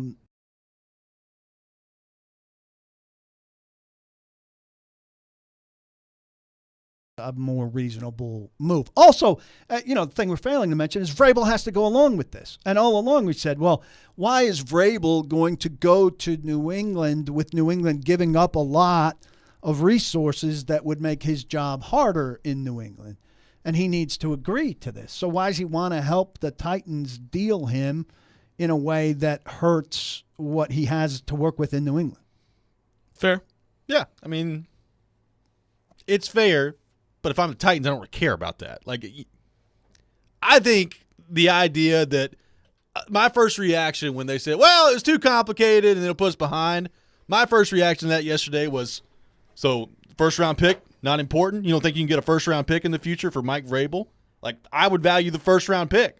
And if it puts you behind a little bit in the coaching process, it puts you behind a little bit in the coaching process. But give me the first-round pick. That was my view on it yesterday. Here's the other thing about being behind in the coaching process. And I wrote a story this morning that people are poo-pooing about, could some of the Titans staff, which all have a year left on its contract, could some of them be back? And people are like, my God, get rid of all of them. Well, Mike Vrabel kept 6 guys, generally lower ranking from Mike Mularkey's staff.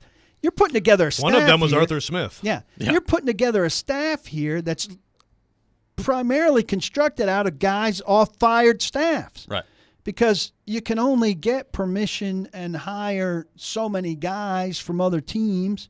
You're going to bring in a couple college guys, but the talent pool is low. So the concern not only is getting your coach, but your coach having a pool of candidates to assemble a staff.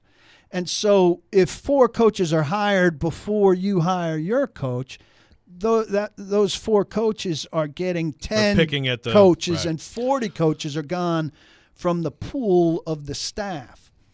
That would concern me as well. So I think it's complicated. Speaking of that, maybe I was reading too much into it in the 5 glorious minutes of Amy Adams Strunk video yesterday that they put on their website. But Mike Keith asked specifically about staff. She talked about staff, and I kind of took it like one of her criticisms of Vrabel was staff. Yeah. Maybe I'm reading too much into it. I think all of us took that. Yeah. So, but again, it's like, we want to hear from this coach about who is. But okay, you can say whatever you want about people, right? Yeah. But again, I don't think they ever got to a point to talk to Mike about what he would be willing to do with his staff. They never got to a point to talk to him about what he'd be willing to do with a trade. They just decided before they got to that level. Let's go to our 102.5 The Game phone line, driven by WilsonCountyHyundai.com. Welcome in Chris in Atlanta. Chris, good morning. Thanks for calling in. Thanks for taking my call, guys. So let me ask you guys this. We're talking about vision and all that. Let's come up with an alternate vision. How do you guys see the Titans if we would have retained Mike Vrabel for the next 2 years? How do you think we would have done? I don't see it as a good vision. And I'm going to quote Nick Keiser on this because when I called in, he gave me this stat. The last time the Titans scored over 30 points and won a game was 738 days ago. Against Miami. Against Miami. That's the last time we've scored over 30 points and won a game. That's atrocious. We've regressed in every major statistical category on offense from that season on. So I cannot see a vision, because that's becoming the key word now, the vision of this team. I don't see a great vision with Mike Vrabel as the head coach. Who are the best players? Whoa, and then hang up on us. Let me just quickly again, like we just said earlier, John Robinson was fired in season. And again, I'm not sitting here saying everything's on J-Rob, but a lot. In-season firing kind of tells you that your roster has gone in such disrepair that some losing might be happening, folks. So, or it tells you that you have a reactive owner and they got embarrassed by A.J. Brown, and 2 days later they fired the general manager. Well, that's what it's starting to tell me. But I think people that's disconnect, like you're saying, Joe. The roster, if you look at his top 100 picks over the last 4 years, there's hardly anybody around from that. And people just expect that Vrabel should win with the scraps that he put in the lineup from that.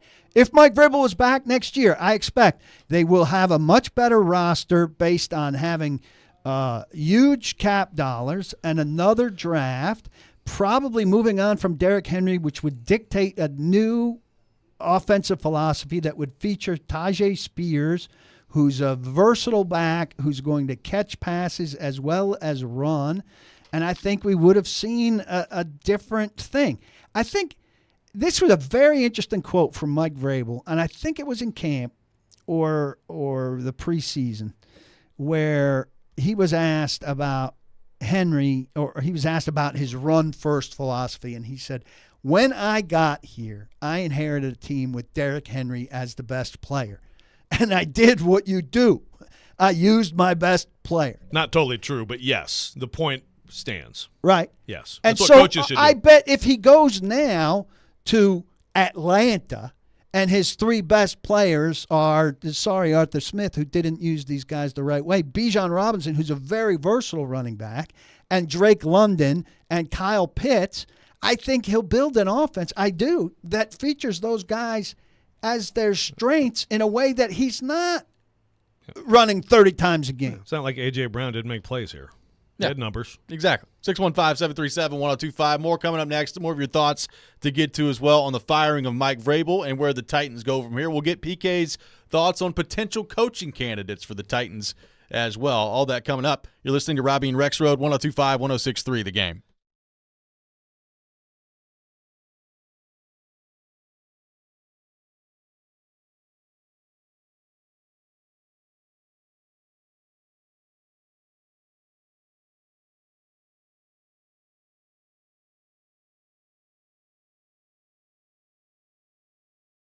Hey, guys. Robbie Stanley here, and as good as the regular season is, there's nothing like NFL Super Wildcard Weekend. 6 games, 3 days, and for those teams this winter go home, but for you, you'll always have a spot in the playoffs with FanDuel, America's #1 sportsbook. FanDuel's got so many different ways for you to pick up a W. I think the Packers are going to cover against the Cowboys, and I love the Bills in the matchup against the Steelers. But you can take it any way you want to take it. Just make sure you do it on FanDuel. If you want to follow my picks, go to FanDuel right now. New customers get started with $150 in bonus bets guaranteed when you place your first $5 bet. Just visit FanDuel.com/Rob to join today. That's FanDuel.com/Rob. Make every moment more with FanDuel, an official sportsbook partner of the NFL. Must be 21 or older and present in Tennessee. First online real money wager only. $10 first deposit required. Bonus issued is not withdrawable bonus bets that expire 7 days after receipt. Restrictions apply. See terms at sportsbook.fanduel.com. Got a gambling problem? Call the Tennessee Red Line at 1-800-889-9789.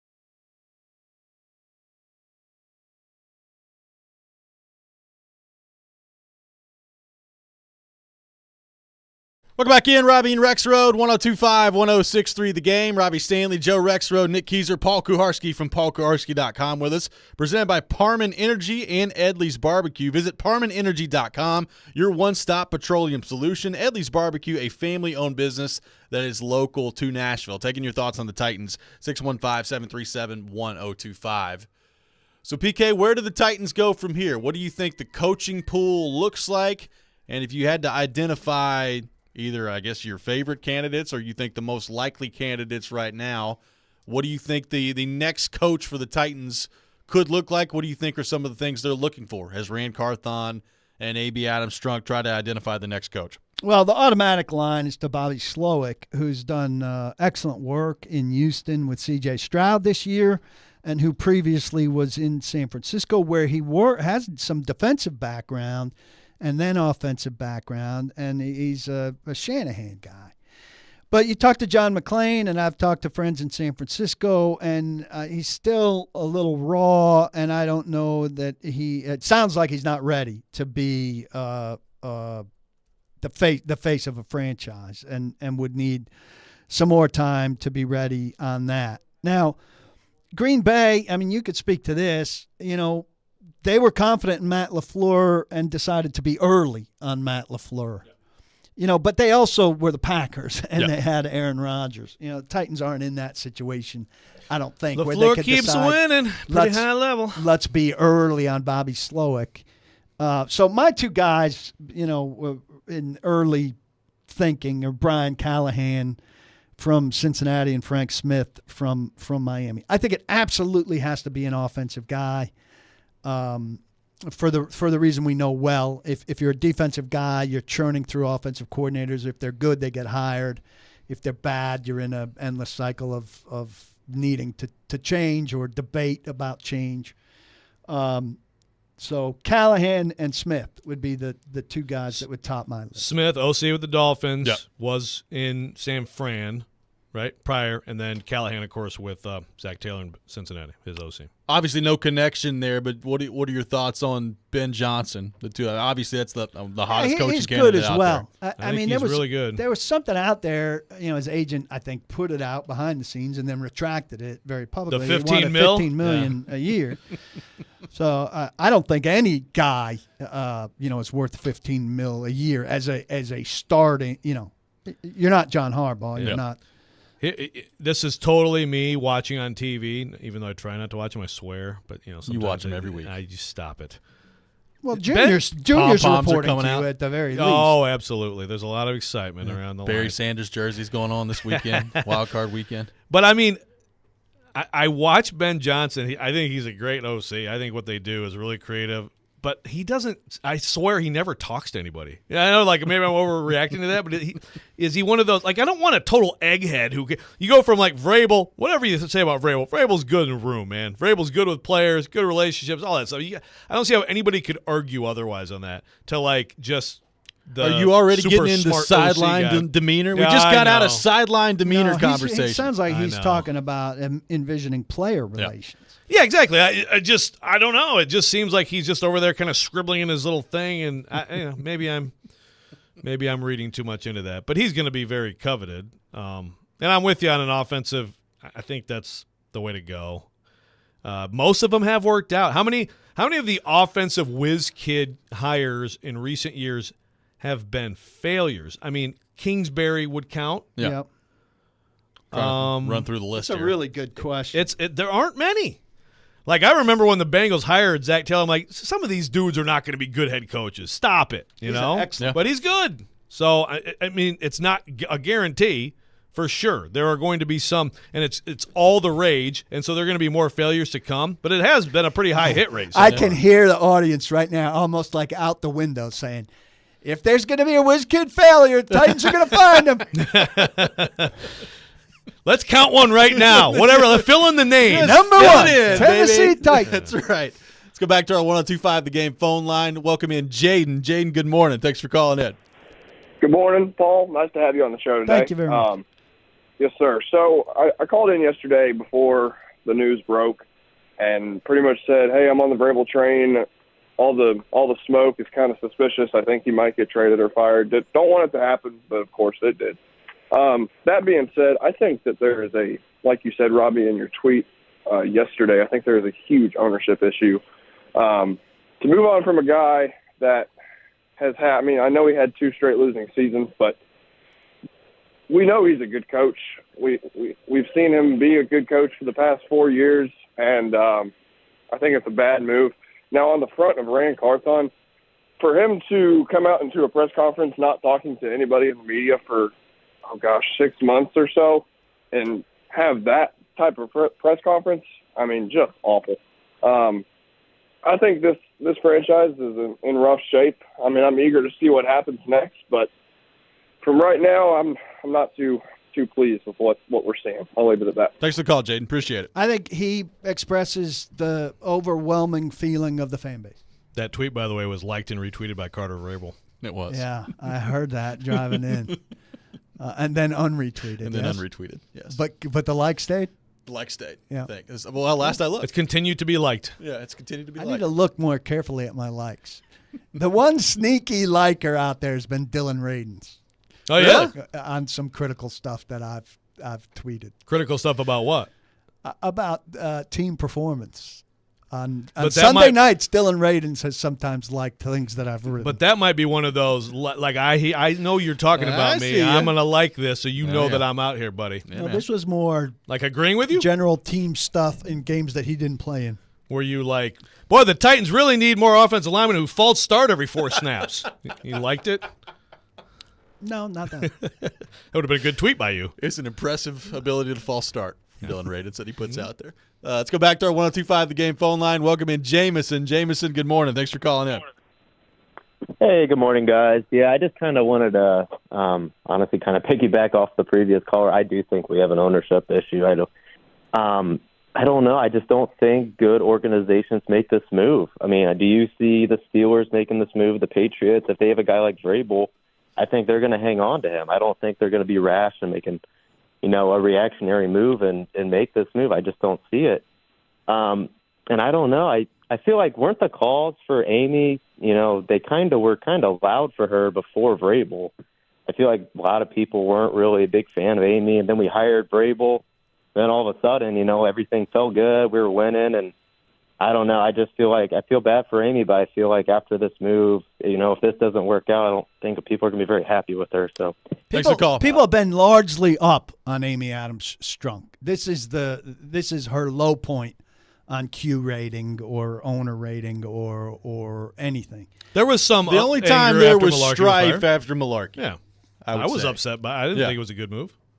No, it was the right move. But certainly after that, like it's been. I mean, think about the playoff run in 19. I mean, she's been very popular with the fan base. Look, we talked yesterday, and PK, you know this better than anybody. Like before she took over as controlling owner, they were wandering through the wilderness, and the game day experience was terrible, and the franchise was awful, and they couldn't win games, and it was bad.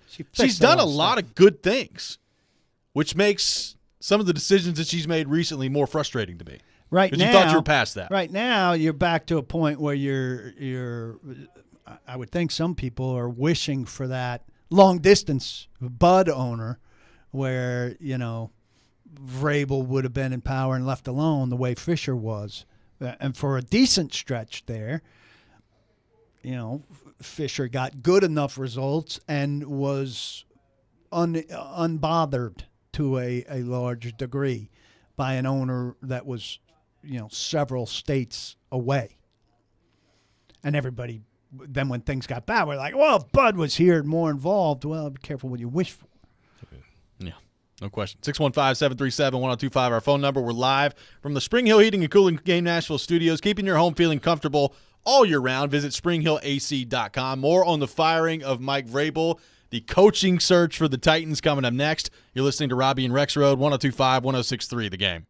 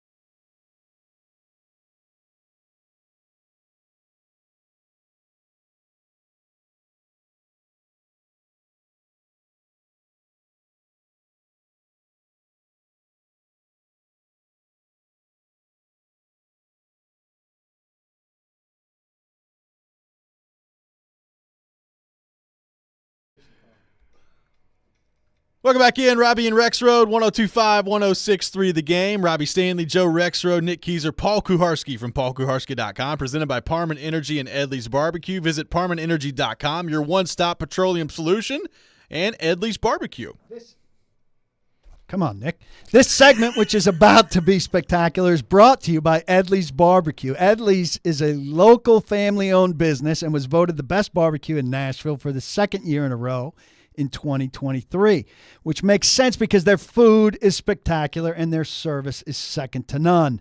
Their goal is to make the world a better place by making people happy, and they're certainly doing just that. I tell you, every time I eat there, I leave happy as a clam. Just go support Nashville's best barbecue at one of Edley's convenient locations or get Edley's catered for your next event.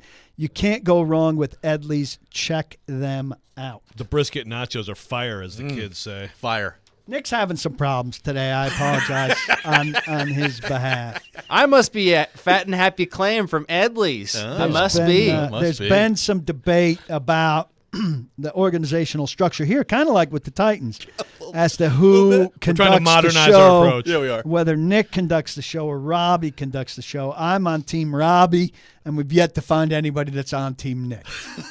Joe, your thoughts? I'm just ran over here. Just put me in a press conference. I'll try to answer just questions. agree with about everything. Just unanimous. We're all unanimous. We've been unanimous on everything, except I didn't say anything about Vrabel getting fired. It's just Miss Amy. Yeah. Let's go to our 102.5 The Game phone line. Drives me insane. Yeah, that's got to stop. I mean, I know they've all been. I mean, John Robinson said it every day. Oh, they're it's got to stop. indoctrinated. It's like a cult. Let's go back to our 102.5 The Game phone line, driven by WilsonCountyHyundai.com. Welcome in Jeremiah. Jeremiah, thanks for hanging with us. Thanks for calling in. No problem. Good morning, fellas. In y'all's opinion, say Vrabel was still the coach here, if the job in New England came open and he got a good offer from Kraft, do you think he would, take that job, leave here and take that job? Well, he's not here anymore. He doesn't have to leave here. I mean, he's got to leave his house. I'm saying if he was not fired and they called him and offered him a job, You can't just leave it. You can't just leave one head coach job for the other job. He'd have to be traded. He's under contract. That'd be Right. tampering. Okay, We got. so you don't think that has any influence over her decision at all, that he might want to go somewhere else? Thanks for the call, Jeremiah. That's an interesting question. I mean, look, Ian Rappaport got on the NFL Network this morning and cited his going to New England and some of the comments he made there in his report of things that ultimately led to his firing. And also, by the way, said there were some things presented to Vrabel that he wasn't with, which I got. That's nothing that I've heard Could you at be all. any vaguer? Yeah. Like these reports, everybody's got to say something, so they just say the vaguest thing they could come up with when they've got no, like things were presented to Vrabel. Well, what? I mean, if you can't give me more than that, that's a really weak report. But I'm I think sick of the weak report. Yeah, well, to the point of the caller there, like and to you, I think where you're getting at is what we've talked about. Like, I mean, if you're Abraham Strunk and you have a feeling that he isn't happy or doesn't want to be here, is that part of it? I mean, again, I think she pivoted pretty dramatically in the last few weeks. I think someone on the text line, and sorry to the text line, it's blowing up. Yeah, we got so many callers. Callers, if you're going to get on, give us a quick hitter and we'll go and we'll react to it. But this texter said, I agree. All these shows, press conference, reporting, all this stuff, I still don't have any idea why he was fired. And I agree with you. There's nothing clear outside here. of the record. Well, sure. I was told, it's mostly about the record. Which they fired the general manager over last year because of the roster, which is just great. Let's go back to our 102.5 The Game phone line. Welcome in Paul. Paul, good morning. Thanks for calling.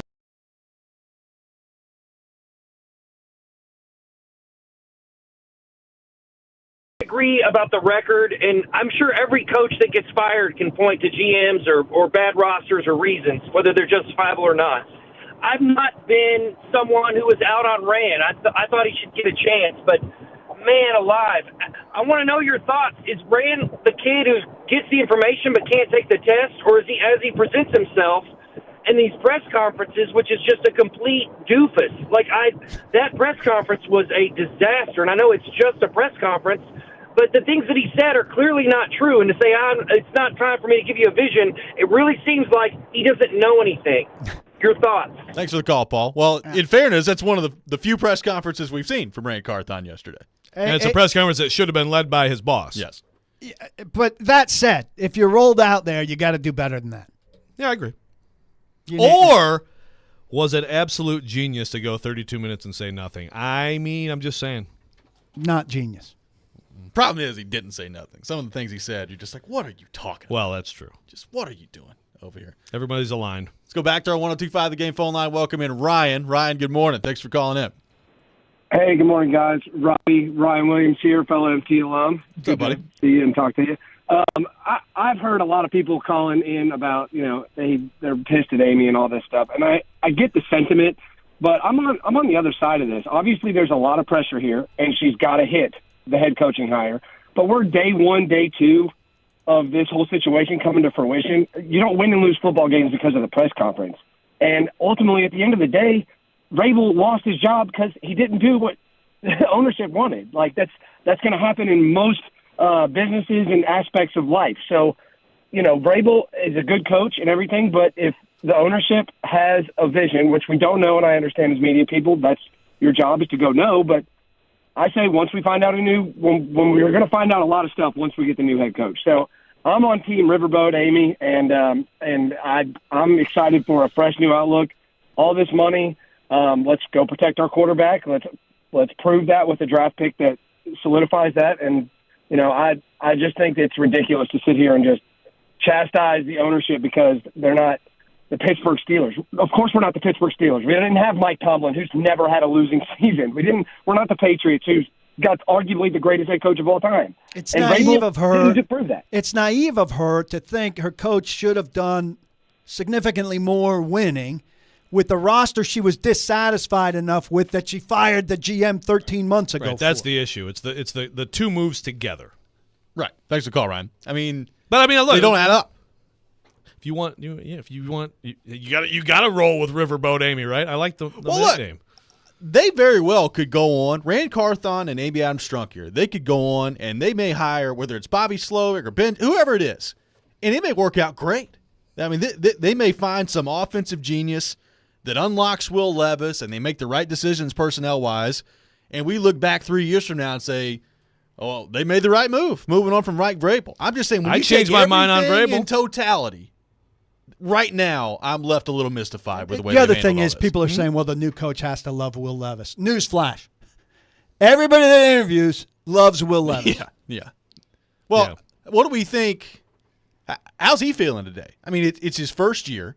He talked about wanting Vrabel back the other day. What else is he going to say in that thing? But I think it was absolutely genuine, 100%. So I texted him and I didn't hear back. He was either emotional he's got nothing to me. to say or he's on an island. To me, and again, I'm reading in on body language and stuff, but I think he was emotional talking the other day, and he was upset at the thought, and he knew it was possible. I think he's very unhappy about that. But what are you going to do? I wonder what new Charles coach comes London's in. got coming in terms of opportunity. But I wonder also if the new guy wouldn't look at Charles London with his reputation and think this could be the link from old offense to new offense for me and keep him. I think that's. But the bottom line is you're sensible. likely about to change your offense. So his rookie year was just spent learning an offense, and now the likelihood is unless you hire somebody that's connected to what they've been running. No, he's doing something completely You're different. doing something different. It'll be 4 and 4 years, right? I think Kyle Tucker texted me that yesterday. So this, if they did this, and so it'll be 4 and 4 years for Levis. But, Very unhealthy. Let's go back to our 102.5 The Game phone line. Welcome in Scott. Scott, good morning. Thanks for calling in. Hey, I was just calling in and kind of talking about the, John Robinson and Vrabel situation. To me, it seems like it's a problem on the offensive system, and that Amy fired a Patriots GM that came from an Earnhardt Perkins system who wasn't finding guys good for a Shanahan system, which Vrabel was running, and hired a GM from San Francisco only for this season for able to change back to an Earnhardt Perkins system from Patriots. So is that not the collaboration and shared vision? If he's not willing to go back to a Shanahan system, you kind of have to fire him.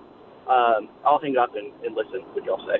So we're talking about the offensive systems here. Earnhart Perkins is the Patriot system that Tim Kelly brought in, and that they had in Houston. I don't know if that's. I don't think the discussions got to that level.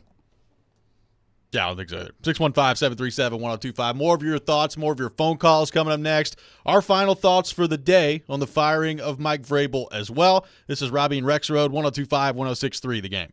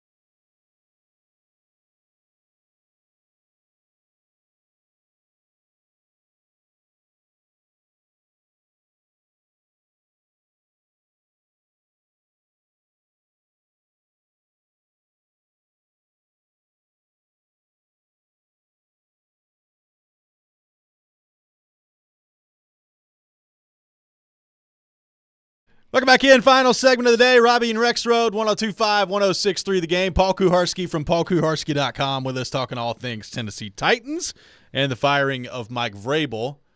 Let's go back to our 102.5 The Game phone line. Welcome in Scott, who has been waiting patiently. Scott, good morning. Thanks for calling in. Hey, good morning, guys. How are y'all? Good. Good. So I heard Jarrett comment a little bit after this press conference yesterday, and he accused Rand of kind of being a BSer. And there's going to be hyperbole there, obviously. But 10 months in, I don't know if that's fair or not. I mean, I was just trying to listen objectively. Fair. But I'm wondering specifically from Paul, who was there and asking questions, after you hear circular reasoning over and over, Amy wants to go in a different direction, but me and Vrabel were on the same page, but everything last year was unacceptable. It almost seems like the next question could have been, why are you still here then? Why weren't you let go? Oh, you said that earlier, Paul. I was there too, by the way, Scott. So Yeah. thanks a lot. Thanks a lot, man. Sorry. Way to go, Joe. It's one season. Thank you, Scott. I think he's a hypnotist, like I said. She can't fire him after 1 year.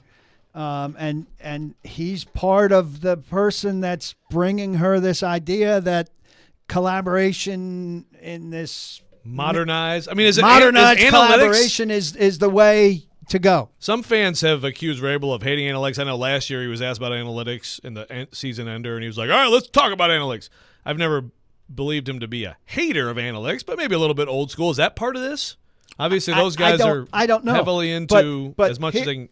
Here's what needs to happen, though. Like Rand says, Chad Brinker came in to build analytics models. Right. Are they ever going to tell us anything about the analytics models? Right. Now, listen, people, I'm not saying, I know you're Cap and immediately going to injury. say, they're not obligated to share the analytics models with you, blah, blah, blah. I'm not saying show me how it works and whose name is at the top of the list.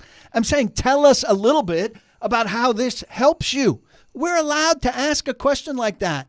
And when they're trying to sell PSLs to a new stadium, it's reasonable for fans to want some kind of conceptual understanding of what it is they're trying to do.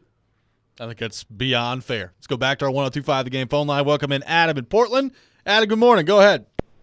Hey, man. So, number one, Riverboat Amy does not work. It should be either Adventurous Amy or All-In Amy, something like that. It's got to go with her. Stick with alliteration. Look, got to coach better and play better, man. Like, I'm not going to miss this. I'm not going to miss that. It's funeral day. I get it. Nobody wants to say bad stuff at the funeral. But truth is, man, he didn't develop anybody. Like, Paul's talking about thousands of dollars. That's money a lot of people don't have. But they're like, I got to have something. We learned that in COVID, that this is actually important stuff to us. So we put it out there. But, like, what we were seeing wasn't good enough, man. I don't have to have my head coach holding like a tackling dummy during training camp. I would rather him see problems and fix them. I think he was all talk. I think, I'm calling my shot. You all disagree. Jim Schwartz will be the next head coach here. I think he'll develop people, bring the 4-3 back. It'll be nasty. Amy loves him. And I think that's what Nashville needs, is somebody who's actually going to get in there and do something. I can't think of two people that Mike Vrabel developed, and I think Jim Schwartz will do that. Thanks for the call, Adam. Got a lot in. That was good. He talked fast. As efficient. I think Jeffrey Simmons developed. I think Harold Landry developed. I think Will Levis developed. I don't think the player development was very good overall, but to say he didn't develop anybody's pretty crazy. Jim Schwartz, would have learned a lot from his head coaching experience, but he's going to be in the same place with offensive coordinators. Offensive guy. Yeah, if they hire a defensive guy, even if it is Schwartz, a lot of Titans fans are going to go nuts if that's the way they go. Rand Carthon's got no connection to Jim Schwartz. We'll finally find out if Jim Schwartz is the key to all good football in the world. We will. We'll find that out. Let's go back to our 102.5 The Game phone line. Welcome in Jared. Jared, good morning. Thanks for calling in. Thanks for taking my call, guys. First, our GM, he said player development was on track yesterday, so let's go ahead and squash that. I did say that. But real quick, Paul, one thing I was disappointed in, another thing on his press conference, is on his opening statement, he said he wanted to finally come out and dispel, the rumor or the talk out there that he and Mike didn't have a good working relationship. Why wait until now? Why not do it if you know it's out there and you know it's a problem? Why not do that earlier? But furthermore, I hope I'm wrong in every way about this. I love the fact that she's our owner, but I really believe that this was the wrong move.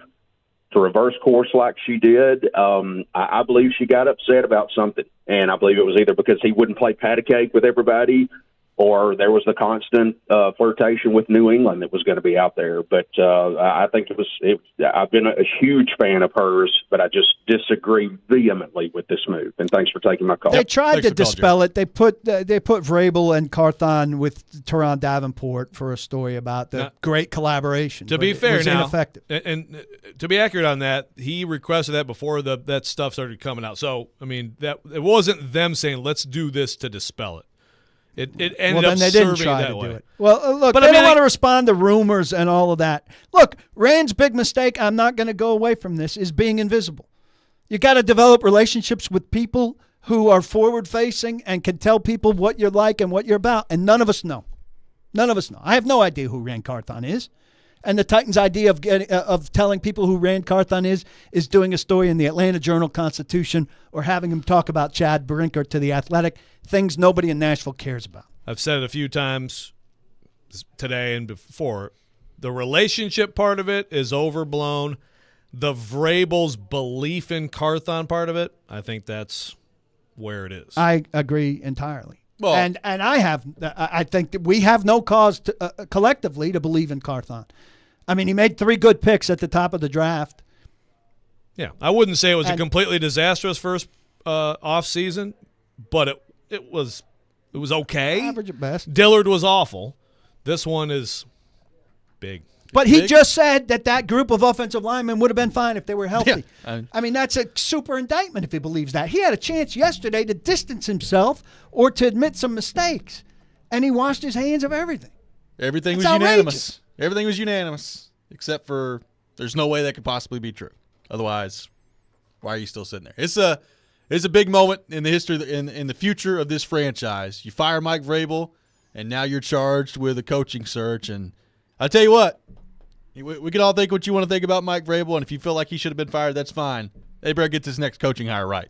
That's all I've got to say. You better get this next coaching hire right, because if not, you're setting your franchise back years. What's your confidence in that, PK, that they will? 3. Out of 100 or 10? 10. Okay.